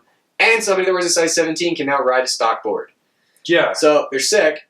Salomon lost that. So yeah, Salomon's going to be in an interesting spot in the next couple of years. Yeah. Like I've seen their sales slow dramatically. The other issue is with Salomon is their binding line. They put all of their cards into Shadow Fit, which I like, but it's not for everyone. No. They don't have a high-end binding that isn't Shadow Fit, and that's a big mistake. I think K2 finally saw that because their highest-end binding was the Lean AT. Yeah. And if you want to buy a Joy Driver, now you got the Lean AT doesn't match up to that. No, now they got the Formula C, which is the Formula Carbon. Exactly. So like they finally realized it. So Solomon's got to figure that out. Like it looks like they're starting to make progress that direction with the Alibi Pro. I need to ride that binding. Solomon. We need to. There's a bunch of stuff. But like the Chief needs to come back.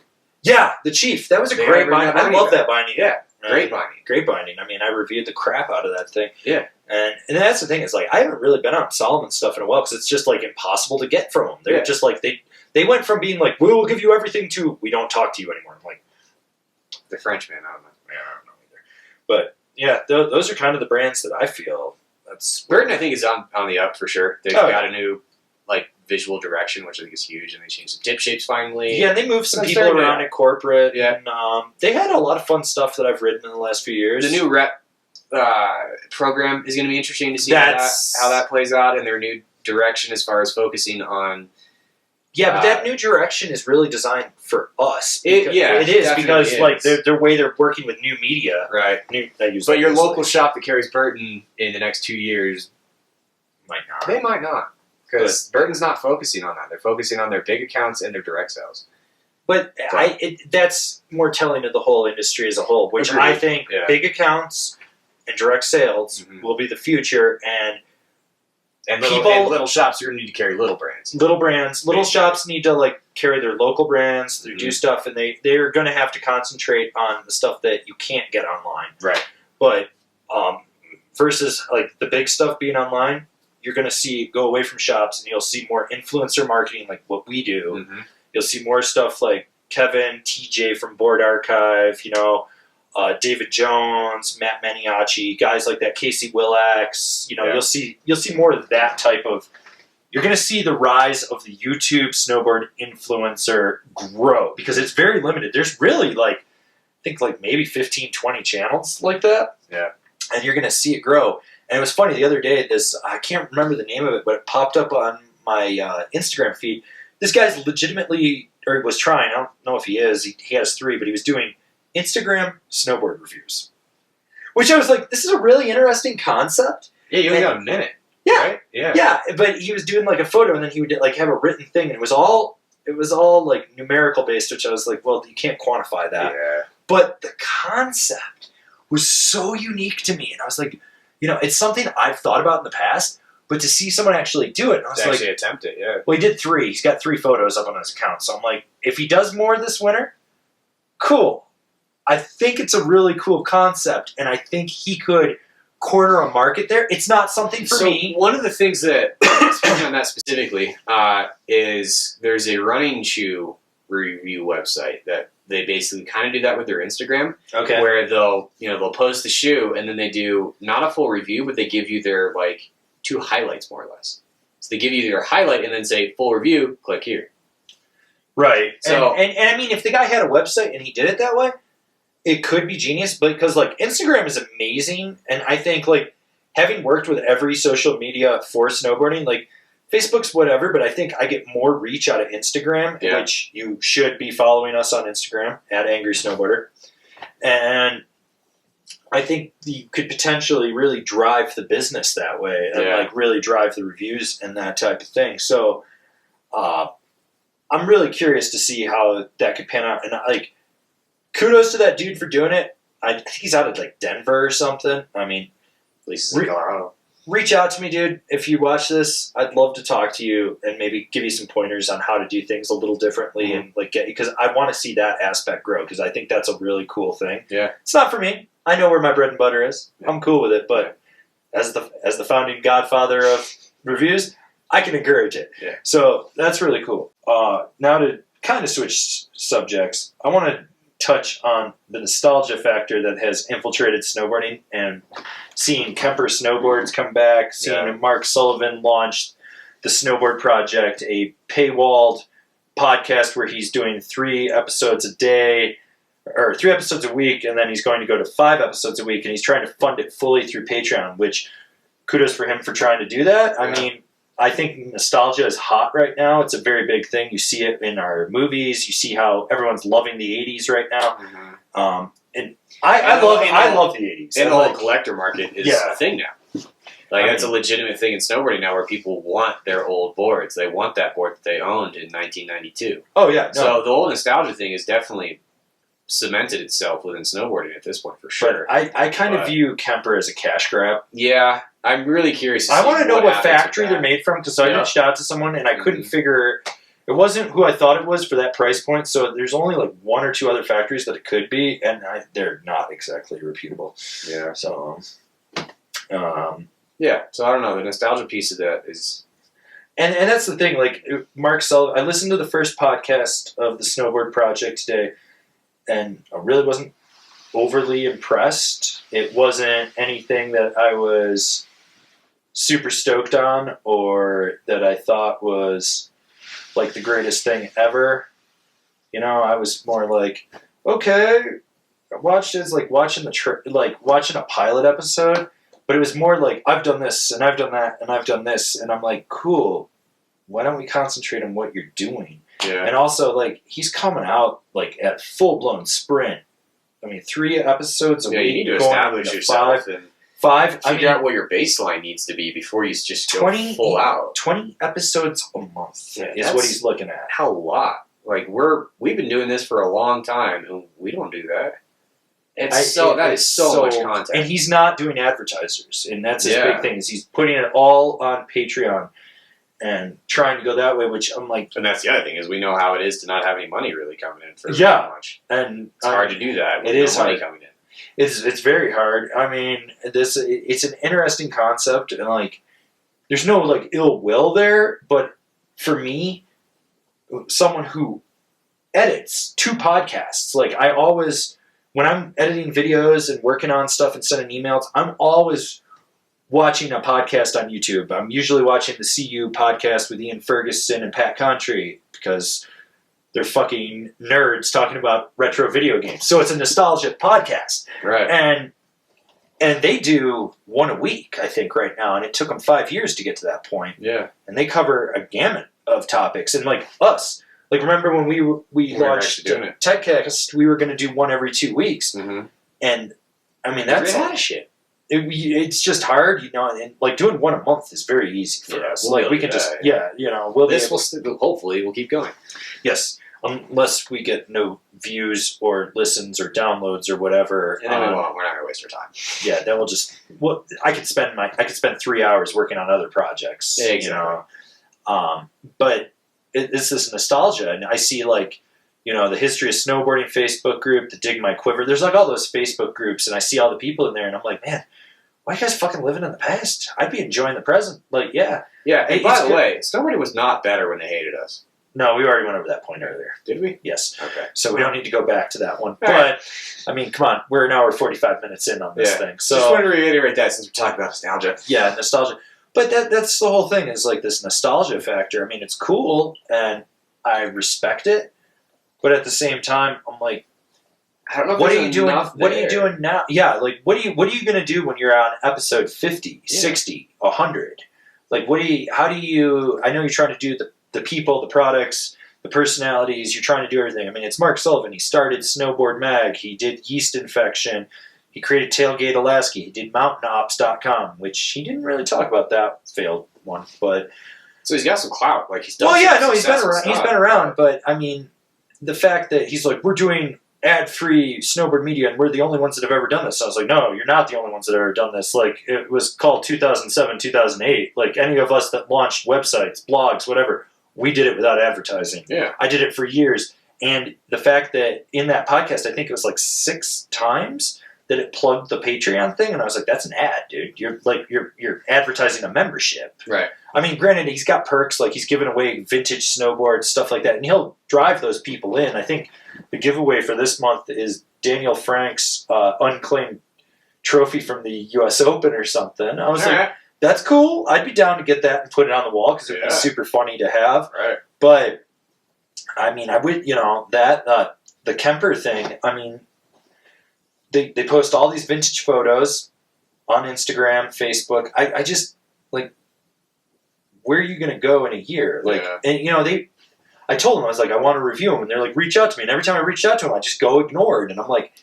that's not good, man. Yeah. Like, you need to have someone review that stuff so people know that it's real. So, yeah, that they can know that it's real. So it's not like I'm getting some fly-by-night Chinese factory-made crap or it's made in someone's garage, you know, or, you know, like, dude, for all we know, it could be made by Munson. It could be made by Prospect. Right. It could be made by Gilson, for all we know. Yeah. And, you know, it's just one of those things where, like, the price point's like $369 on everything. And they're redoing the vintage graphics, which, I mean, that's cool. Vintage graphics are cool and stuff. But this nostalgia thing, like, don't talk about what you've done. Talk about what you're doing going forward. Mm-hmm. And that's nostalgia's good to pepper in. Yeah. Yeah, it's great. It shouldn't be your core. But it should not be what you're basing it on because people's tastes will change. They will outgrow it. They will realize that they've peaked on it. I mean, you know, it's like Stranger Things as a show is largely nostalgic. It hits all the right beats.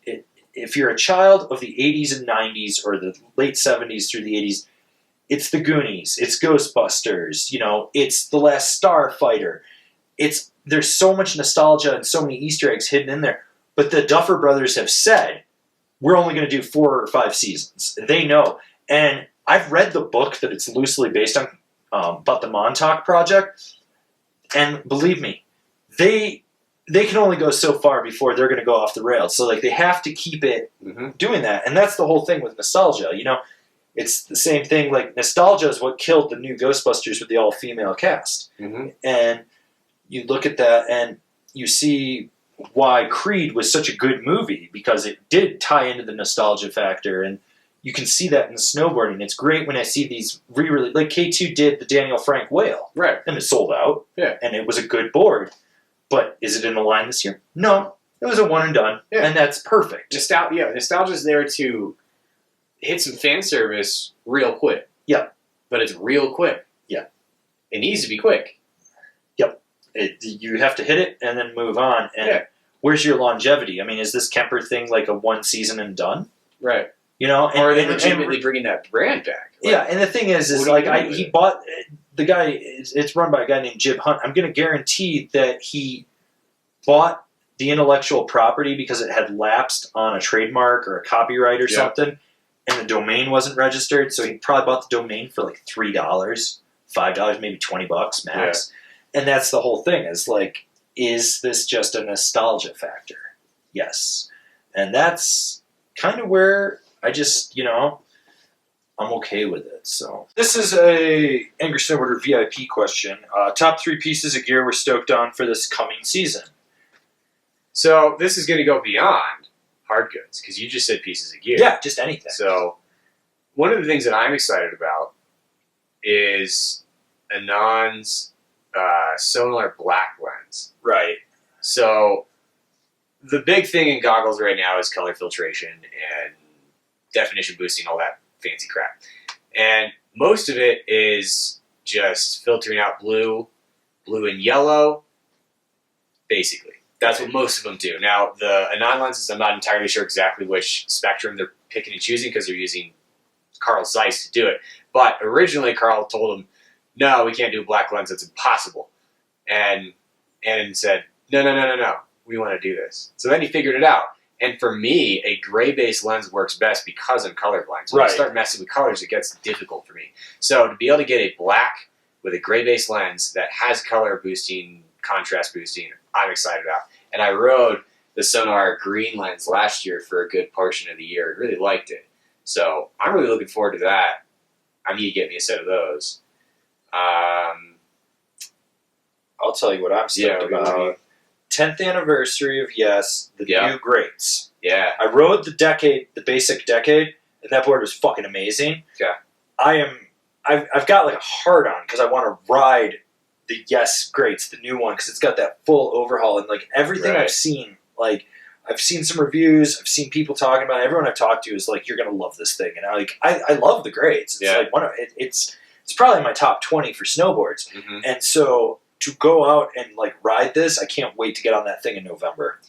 The next one is kind of a double I got going on this one, and that's 2 POW surfs. So one of the things that I'm really excited about that is starting to gain a lot of more traction in the mainstream is POW surfing, because it's super accessible, it's low risk, and you can do it anywhere. You can POW surf anywhere. And the cool thing is brands are finally starting to realize that. And for the longest time, if you wanted to get a good POW surf, you were spending $800, $1,000, $1,200. It wasn't accessible to the average dude. So Jones has more or less a POW surf version of the Storm Chaser coming out, and it's like $300 or $400, right around there. And I may or may not get yelled at for this, but Burton has a POW surf coming out, specifically designed POW surf in the family tree line at $350. It's pretty solid. With doesn't Weston have one too? That's like 300. They might, yeah. So I guess as a category of gear, I'm excited about affordable POW surfs, because I think it's such a great way to get people into snowboarding. And for the longest time, that's what snowboarding was. Yeah, like bindings didn't exist from day one. No. You were standing on it. Yeah, you were standing on it, and it was buck wild. You were holding a rope. You were strapping inner tubes onto your deck, and that was tech for Sims at one point, was inner tubes on top. So to see the POW surf come back and be affordable, I'm stoked for it. Right. For sure. So I'm stoked on the concept of the tuck knee from DC as a boot. I'm actually probably getting some. Yeah, I know you are. Yeah. Like, for me, I don't have a DC foot. I know that boot will not fit me, and I'm not about to spend 4 hours and a shit ton of labor to get it to fit me. But I would love to see ASIM BOA lacing catch on. Yeah, definitely. And that's what I'm really curious about is that. And one of the things that I learned when I was down in Denver over the Labor Day sales that I hadn't seen yet because I barely played with the boot at SA, didn't really pay much attention to it, just saw it was ASIM lacing and got stoked. The back spine is also ASIM. Yes. And that, to me, is almost more important than the ASIM lacing because now the boot is going to flex proper. Like, we all more or less, like... Are you drawing flies over there? Apparently. Okay. That's what that was. Yeah, all of us, like, pretty much everybody rides a duck stance at this point. Yeah. So your feet are both turned out. So having your back spine be directly behind your foot, you're almost not flexing directly into it. So to have your back spine shifted, basically like rotating your high backs on your bindings, makes a ton of sense. Well, see, rotating the high backs never makes sense to me because of the way you drive the power. But to an extent, it makes sense. But the back spine itself makes sense because, like, you remember that year I think I broke 4 pairs of boots by snapping the back spines? Yeah. I'm like notorious for blowing those things apart. Right. And I've always noticed when I crease my boots in the back, it's usually on the outside of my foot. Yeah. And that's where they've shifted the back spine of the boot to, is towards the outside a little bit. Right. So yeah. I think... Well, damn, dude, I think you took my third one. Oh. Dick. Well, you got to come up with something. I got to come up with a new third one. Shoot. Sorry. You do your third one. My third one? I'm winging this out my ass right now. Yeah, I'm just like, well, you know, I'm really curious. Hopefully this will work. Some of the signal boards, like the tail gunner, the Womp Eater, like those, I really want to ride those, and I need to reach out to Billy Anderson and see, because like it looks like they finally figured out their subscription service to get it to like really work. I fucking almost bought a Yup the other day. I was just like, oh, it's on sale. I'll just buy one of those, and I was like, no, you got to be an adult, Avran. You got to be an adult. You're trying to buy a house. I was like, it makes it really, really enticing when you're like, $40 a month? That's not that bad. I was like, I was like, oh, man, if I get like 4 more people on Angry Snowboarder VIP, I could totally afford that. And I was like, no, got to be an adult. And, but yeah, like some of their shapes just look super phenomenal. Mm-hmm. And like, I'll say it right now, I think the idea of them not making the boards in Huntington, but ordering them from another factory, but doing the subscription, they've come up with some really creative shapes. And having Billy Anderson over there, like, and you know, they're not concentrating on every third Thursday anymore. They're not a media company with a snowboard factory. They're back to being a snowboard company that has a factory that has a subscription service. Right. And it goes along with the whole direct sales thing. But I'm really curious. Like, I really want to ride that tail gunner in the Womp Eater so bad, So. What? Well, I thought of something, but I don't know if it really qualifies. Go for it. You're going to deal with it, guys. There may be a little bit of Kool-Aid going on with this one, but I'm actually really excited for what Burton has been doing with their sustainability story. If any of you don't know, that's what I'm actually going to school for right now, is sustainability, so it's kind of a big deal for me. But just to see the level that they're reaching to is pretty impressive. So like one of the staple brands when you think about sustainable outerwear is Patagonia, and one of the biggest things they tout is Blue Sign. And if you've been paying attention to Burton outerwear, a lot of their stuff is Blue Sign approved. And what Blue Sign is, which also ties into FSC on the hard goods side, they follow the process of the product, the raw materials of the product, the factory itself, and the laborers from start to finish to make sure that it's sustainable, it's humanitarian, it's good, basically. So when you see FSC certified stuff, that's what that means, and that's what Blue Sign means. And it's third-party stuff, so it's not in-house from Burton, whatever. It's a third party, so they don't give 2 craps if it's good or not. God damn it, gnats. It doesn't affect... How are you drawing flies? I don't know.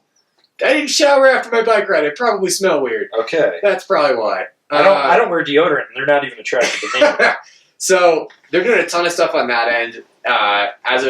So going into next year, going into 2020, 100% of their soft goods, or 100% of their outerwear is going to be Blue Sign approved. Okay. First winter sports brand to do that, period. Also, any of their soft goods that use cotton, it's all going to be organic, sustainably sourced cotton. Oh. That's also huge. And then they're also doing stuff like pushing further technologies where some of the AK stuff you'll see on their website is dry dyed, which you're probably going to look at and just scoot past it because it's not a fancy name, so it doesn't draw attention. But it's pretty huge. Dry dyeing uses 50% less water than traditional dyeing processes, which use a shit ton of water. The way it works basically is they liquefy CO2 and dye it that way, and then eventually just evaporates off. So it's way better for the environment. It uses way less energy and way less water. So if we can start pushing that kind of stuff, so hate Burton all you want, whatever, they're the big company. I don't give a shit what you think, but they're doing a shit ton of stuff to push the sustainability of it, and that matters because if we lose the environment, we can't snowboard. So it's kind of a big deal, everybody. So yeah, I really don't. I don't want to live in a road warrior world. No, I don't either. So seeing a lot of that stuff, like it's pretty big, and it's something that now that they're finally starting to talk about it, because they've had a higher percentage of blue sign than the brands that pump it for a long time. And going to 100%, they're going to be at top of everybody because nobody's 100% yet. It will just be them. So I'm excited that they're actually finally starting to tell consumers about it and actually start to tell that story because it really matters. So it does. I'm excited about that. And now it's not exactly a specific product, but just know that, yeah. And then, the other thing that I'm really excited about with them that I want to clarify because it's clarified to me. As of this year, as of 2019, 100% of their soft goods have a lifetime warranty. Really? Socks, beanies, base layers, outerwear, everything. If it's a soft good, lifetime warranty. That's insane. Yeah. So what are they going to do if it's like blown out? Just replace it? I don't know. I don't know how that's all going to work, but lifetime warranty, it is manufacturer defects. So if your dog chews a hole in your sock, sorry, get a new dog. Is that why we've never seen your wiener dog? Did he chew a hole in your sock and you killed him? No, I would never hurt that adorable little pupper, ever. Anyways, so like if you have a beanie that just falls apart one day, in 10 years, you can get a new beanie. If there's still snow and there's still a company. Yeah, so other companies take note, sustainability measures. All right. Did you figure the third one? I did. Did you? I'm a signal, remember? Oh, that's right, yeah. Come on, give it the program. My bad. It's okay, I'm going to spin the wheel. Spin the wheel. Spin the wheel, face the deal. Oh, we already did that one. Spin again. Hey! Can Kevin carve it? All right. So, some people may have seen this. Just to fill them in, we give you weird challenges and unique boards to go out and carve. Right. And so sometimes you get a normal snowboard with a normal stance. Sometimes we set things up weird, like a custom Kilroy with a 30-inch stance. As of today, we dropped the K2 Cool Bean, which we have right behind the couch here. So this guy. So Kevin rode that for Can Kevin Carve It. Now, some people are kind of saying that it's a waste of their time to watch it, which I was like, well, you watched it, so I got that view count, so I don't care. Yeah. But at the same time, I think it's a unique idea, and it's kind of comedic at the same time, because I did make you ride some weird shit, didn't I? Yeah, and that's kind of the thing, is so far there's only been 2 episodes. There's been the Rossi rental board, and then this. So, 2 relatively normal snowboards, the Rossi rental board. Honestly, the worst thing about that was the bindings. Yeah, the bindings were awful. They were trash. And this one was honestly more for proving that you can carve a cool bean. Because there's a lot of people out there, reviewers, that think you can't. Yeah, and I quote, you can only ride this in 12 inches of snow. I hit down flat downs with this thing. Yeah. So have I. And one of the old K2 ambassadors, he rode this more than any other board one year. Yeah. The first year it came out. Yeah. Muscle Hamster. Oh yes, Van Ash. Yeah, Van Ash. He rode this more than anything else in the K2 line. He freaking loved it. I ride this. I ride the Cool Bean more on groomers and slush days than I do on powder, because honestly, this thing is not that much fun in really tight trees, which Colorado has. I want something a little more nimble. Yeah. But if I'm going to go out and carve a groomer, I will go out and do it. It's actually my favorite board for doing follow cam because it's so short. It's easy. You're not tripping over it or anything, and it's so wide and stable. It's great for follow camming in the park. Yeah. But yeah, so we did that. But So I mean, if you haven't been super excited about Can Kevin Carve It, keep watching. Yeah, keep watching because the really fun stuff is coming. Yeah. The first two, like the rental one, was because it kind of followed in with beginner month and whatnot, and it just made sense to drop that one then. And this one, like I said, it was basically just kind of the stick it, like, yes, you can carve this thing. So, but following this is when we start to get into the real fun stuff. So. Yeah, and you got to understand that we shot this segment actually for what was going to be in the hour-long show. We were going to use it as filler space in there for what we wanted to do, and when that didn't come to fruition, we had this footage that I needed to use, and I was like, dude, I don't want to waste this. This is something fun, and it's an easy project for Kevin and I to go out and do. It takes one day. We can get like 2.5 months worth, 2.25 months worth of content if we really want to. And it's if you guys end up really liking it, then we can kind of expand on it maybe, and we can start to do a little more with it other than kind of what we're doing now. Yeah, I mean, I've got some ideas for some fun stuff to do, and there's some boards that I want to take out and have Kevin carve it and just do it. I mean, at one point he wrote a 170 Never Summer Legacy from like 2001 that the core was like that thick and it probably had 25 millimeters of camber. Yeah. And it's a wide. So, he had to throw his whole weight. That kind of stuff is coming. We've got that. The good stuff's coming. Next week you will see the 30-inch stance with his custom Kilroy, and then I think after that it's just a regular board, like a volume shifted one. Then after that it's the K2 Shark Bite, which is a board I took an angle grinder to and cut the effective edge off behind the back foot and cut the tail out so it looks like a giant shark bit it. But yeah, Can Kevin Carve It is something we're working on that I'm stoked on. It's easy to edit. It's easy to film. Yeah. I think it's just comedic, and I want to do more of that type of stuff for you guys. So if you enjoy it, or if you've got a board that you think we need to ride, I mean, you can send us stuff. Like, you can legitimately send us stuff. Feel free to reach out. It can either be something that's phenomenal to carve and watch me get real low, or it could be something that's just horrifyingly weird. Yeah. I'm going to put the address up right behind us, up here on the green screen. You guys can send it to that address. That is a U.S. Postal Service box, but it is the physical address of the post office, so you can send it UPS, FedEx, and it will end up in my box. That's right, you can put something in my box. And ew. But yeah, I mean, if you guys want to send us some weird stuff, broken boards, things that are just weird, stuff that like no one would have. Like I'm looking for just unique things to do it. You guys are more than welcome to send it to us. We want to make the content that you guys like. I know what I like, and I try to make content for you guys to view, and that's what Can Kevin Carve It is. I looked at it and I was like, I would watch this. It's like a 3-minute video. Yeah, it's quick. Perfect. It's easy. It's easy. You can watch it on the car. You can watch it while you're getting ready to go snowboard. It's not anything super crazy like that. So that's kind of where we're going at with Can Kevin Carve It. You want to give the wheel one more spin? Yeah.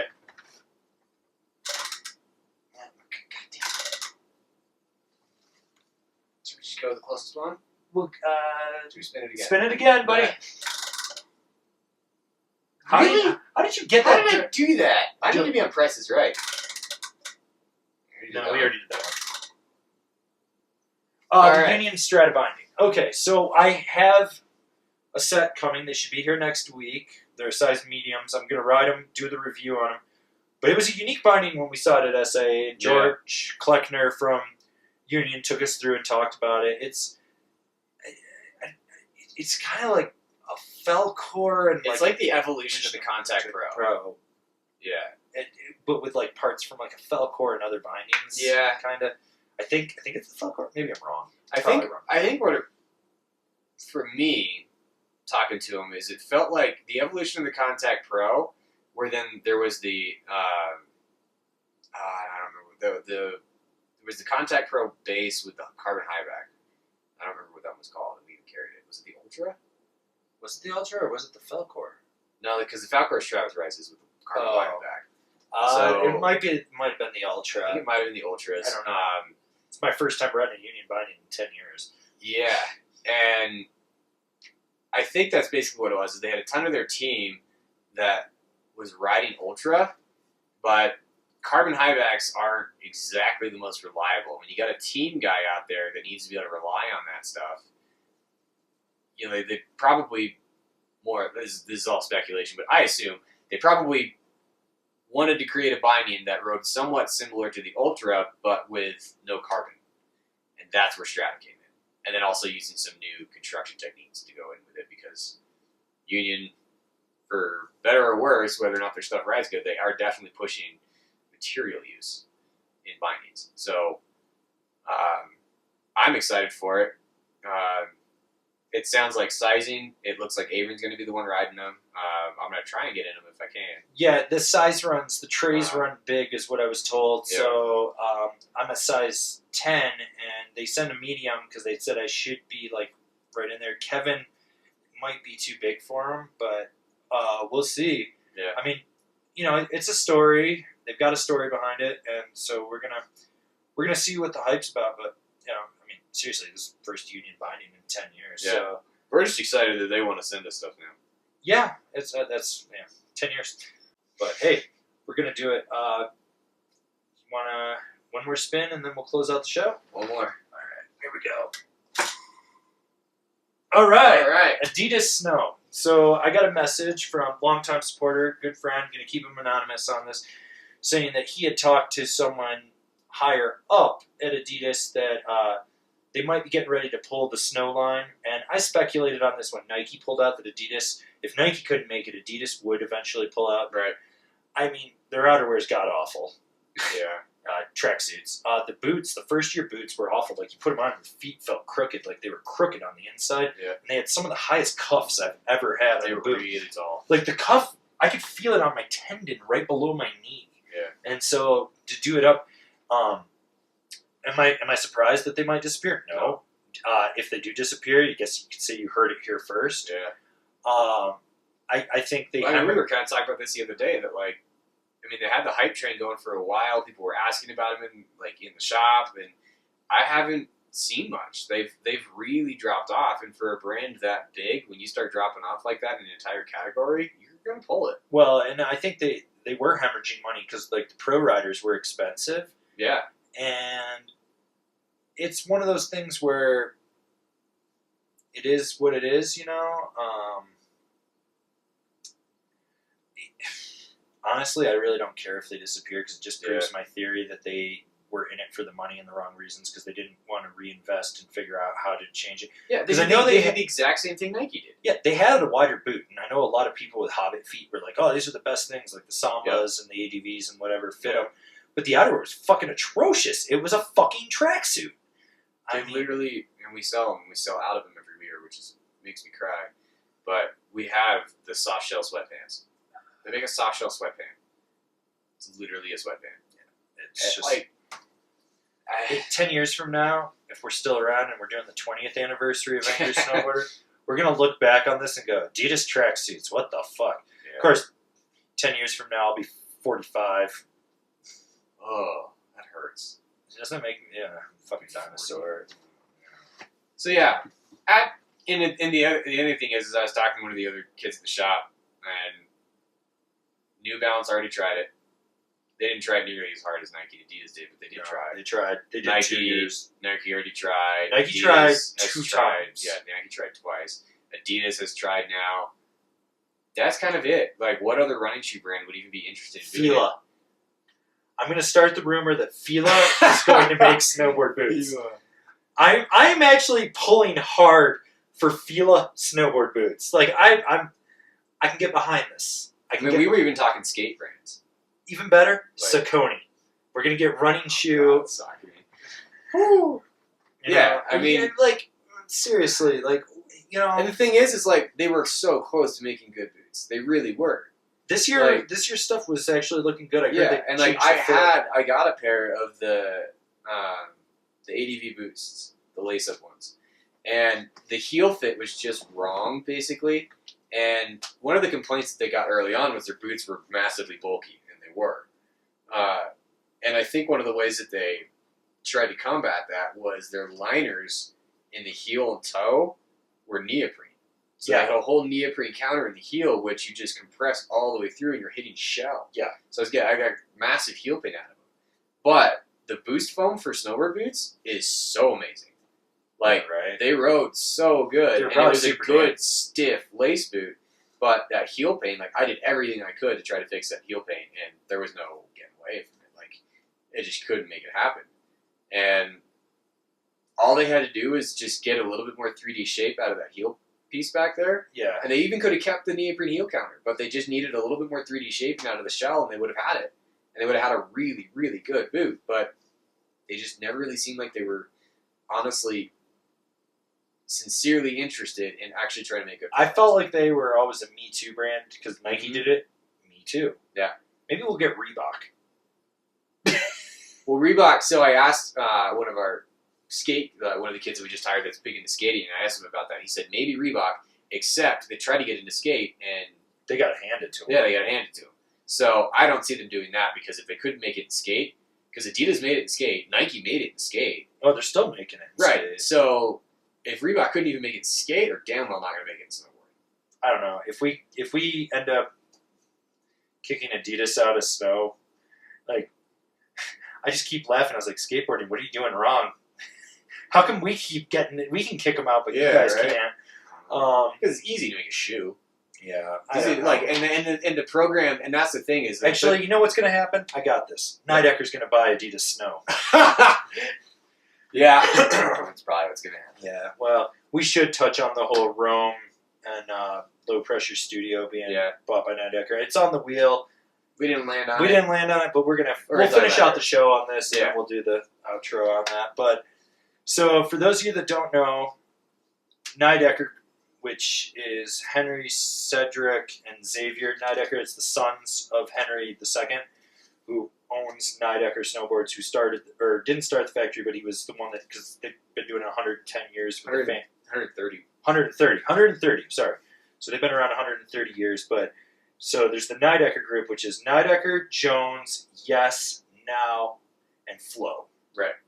And they have a second group that is going to be separate from the Nidecker group, but they bought Low Pressure Studios, which is Battalion, Lobster, and Switchback, and they acquired Rome Snowboards, which they're placing into Low Pressure Studios. So they essentially now have a huge chunk of snowboarding. They own, I think the number I was told is they now produce a third of the snowboards in the industry. And they've got everything from boots to bindings, because when they got Flow, they got it for the boot tech. And it was Flow by Nidecker or whatever it was on the boots this year at SIA when we were there. Right. And so they've got this. So they got the boots. They've got, now they've got Switchback, Rome, Jones bindings, Now bindings. They've got Flow bindings. They've got a bunch. They own a huge section of it. And there was an interview with Shop Eat Surf that's been circulating around, and a lot of speculation going on about what's going on. Are we losing reps? Are people getting fired? Or what's going on?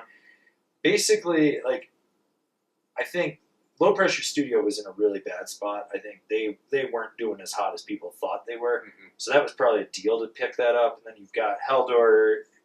You can leverage that. You got the team on Switchback. You've got Battalion. So you've got Ethan Morgan. And then you're also reaching your core snowboarders. Because with Yes, with Jones, with Nidecker, Yes almost gets there, but not really. To that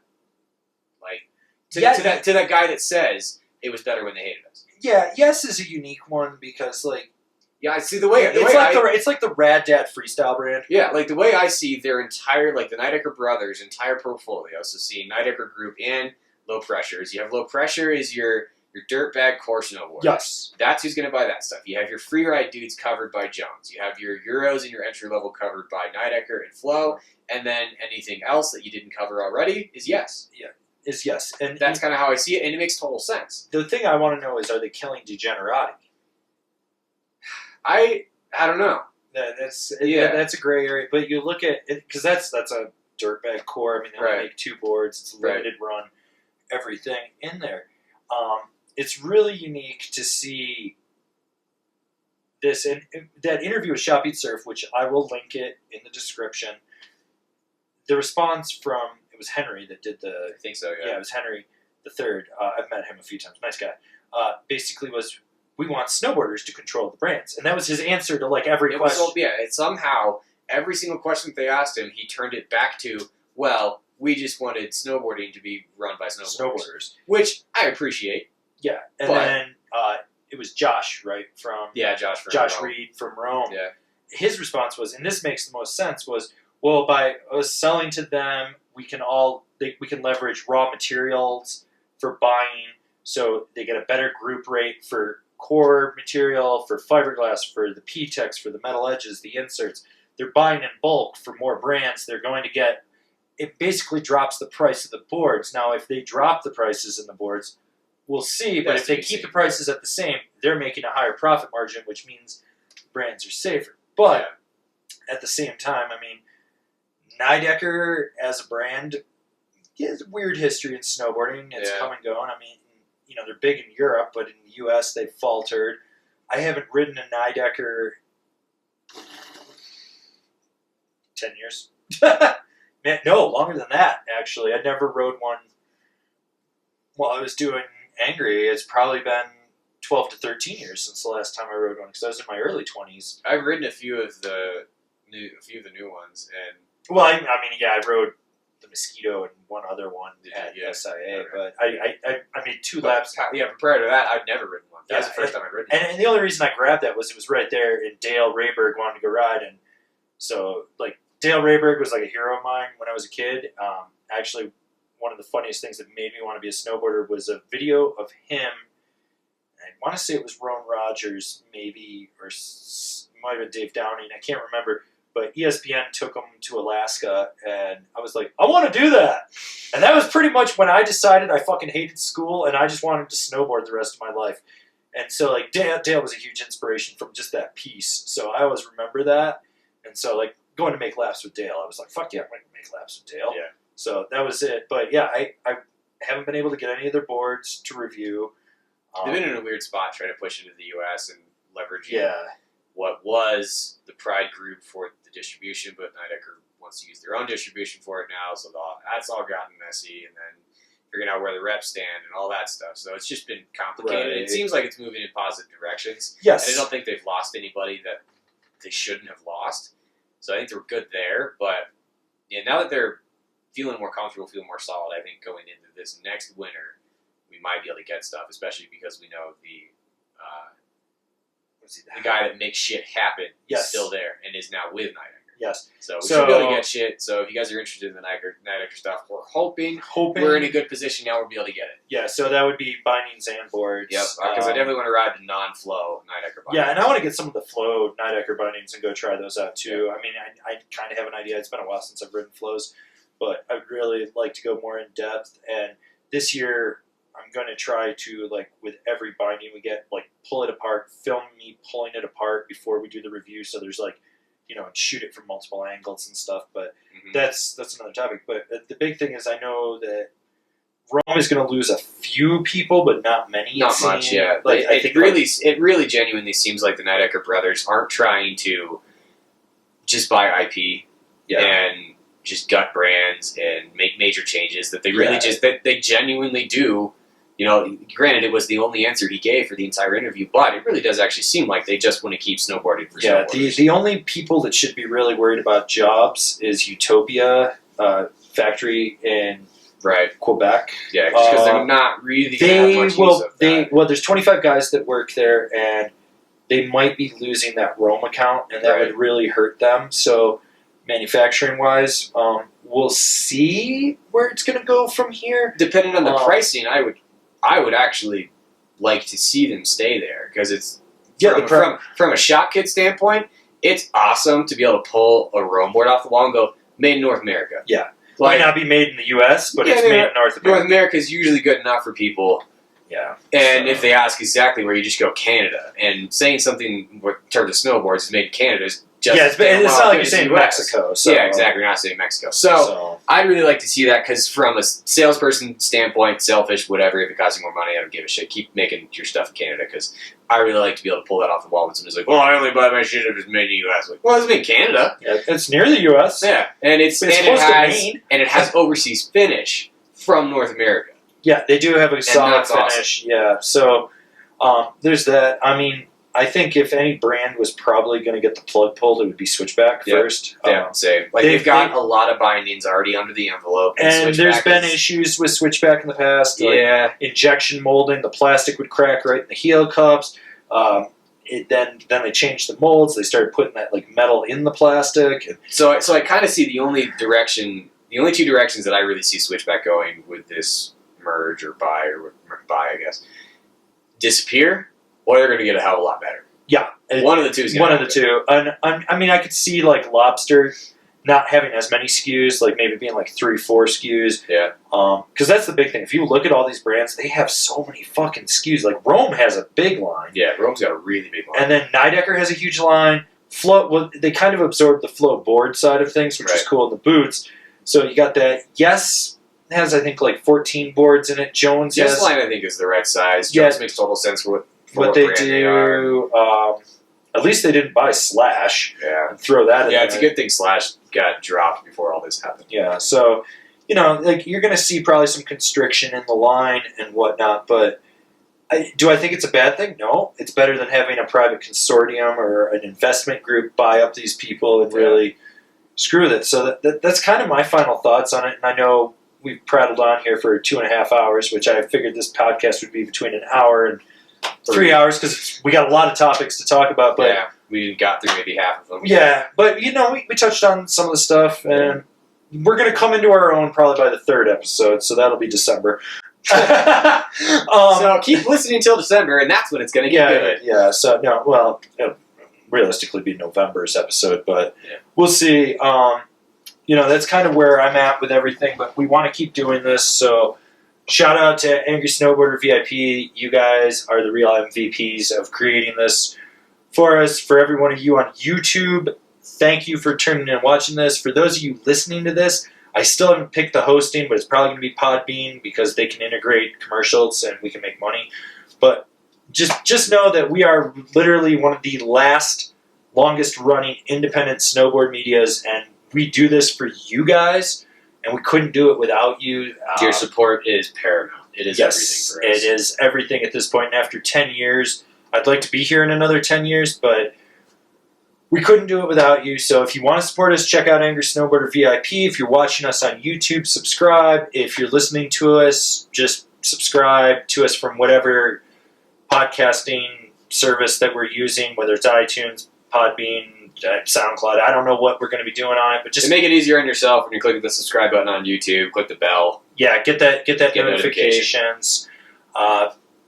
Also, we will have the Angry Snowboarder store launching, so if you really want to support us and get some limited run merchandise, go for it. You can also buy stickers on there. I will be periodically updating the merchandise, and when I do, just know that stuff will be limited run. We will not be bringing it back. I will also be launching an actual dropship store so that you can order as you want with more of the known logos, none of the limited run stuff. It won't be limited colorways. That will ship worldwide. The Angry Snowboarder store will ship worldwide. I will be shipping that to you, so I will be filling out customs forms, which is fun because no one can read my writing, and evidently the United States Postal Service has taken pity on me for that, but we'll be doing that. Kevin, you got anything else you want to add? I think that's pretty much it. All right. Well, we're going to see you guys next month for the podcast, but in the meantime, tune into the YouTube channel, check out all the content, check out Kevin Carve It. You can see me in the Explain series. You can see both of us in the top 5s. Maybe you'll get lucky and you'll be able to see us in Snowboarder Snacks. We're working on a ton of content for you guys. I really wish we could have touched on a lot more topics. There was a bunch of stuff I really would have liked to, but maybe we'll save it for next month's podcast. Maybe we won't. So if you want to see more topics, make sure you're watching this and make sure you tell your friends to watch this so we are motivated to do another one. Yeah, and if you've got something you want us to cover, leave us a comment. I mean, there's plenty of stories out there that we'll give our opinions on. I know our opinions might not be your opinions, but hey, we're just talking heads over here. So thanks again, guys, and we'll see you next month.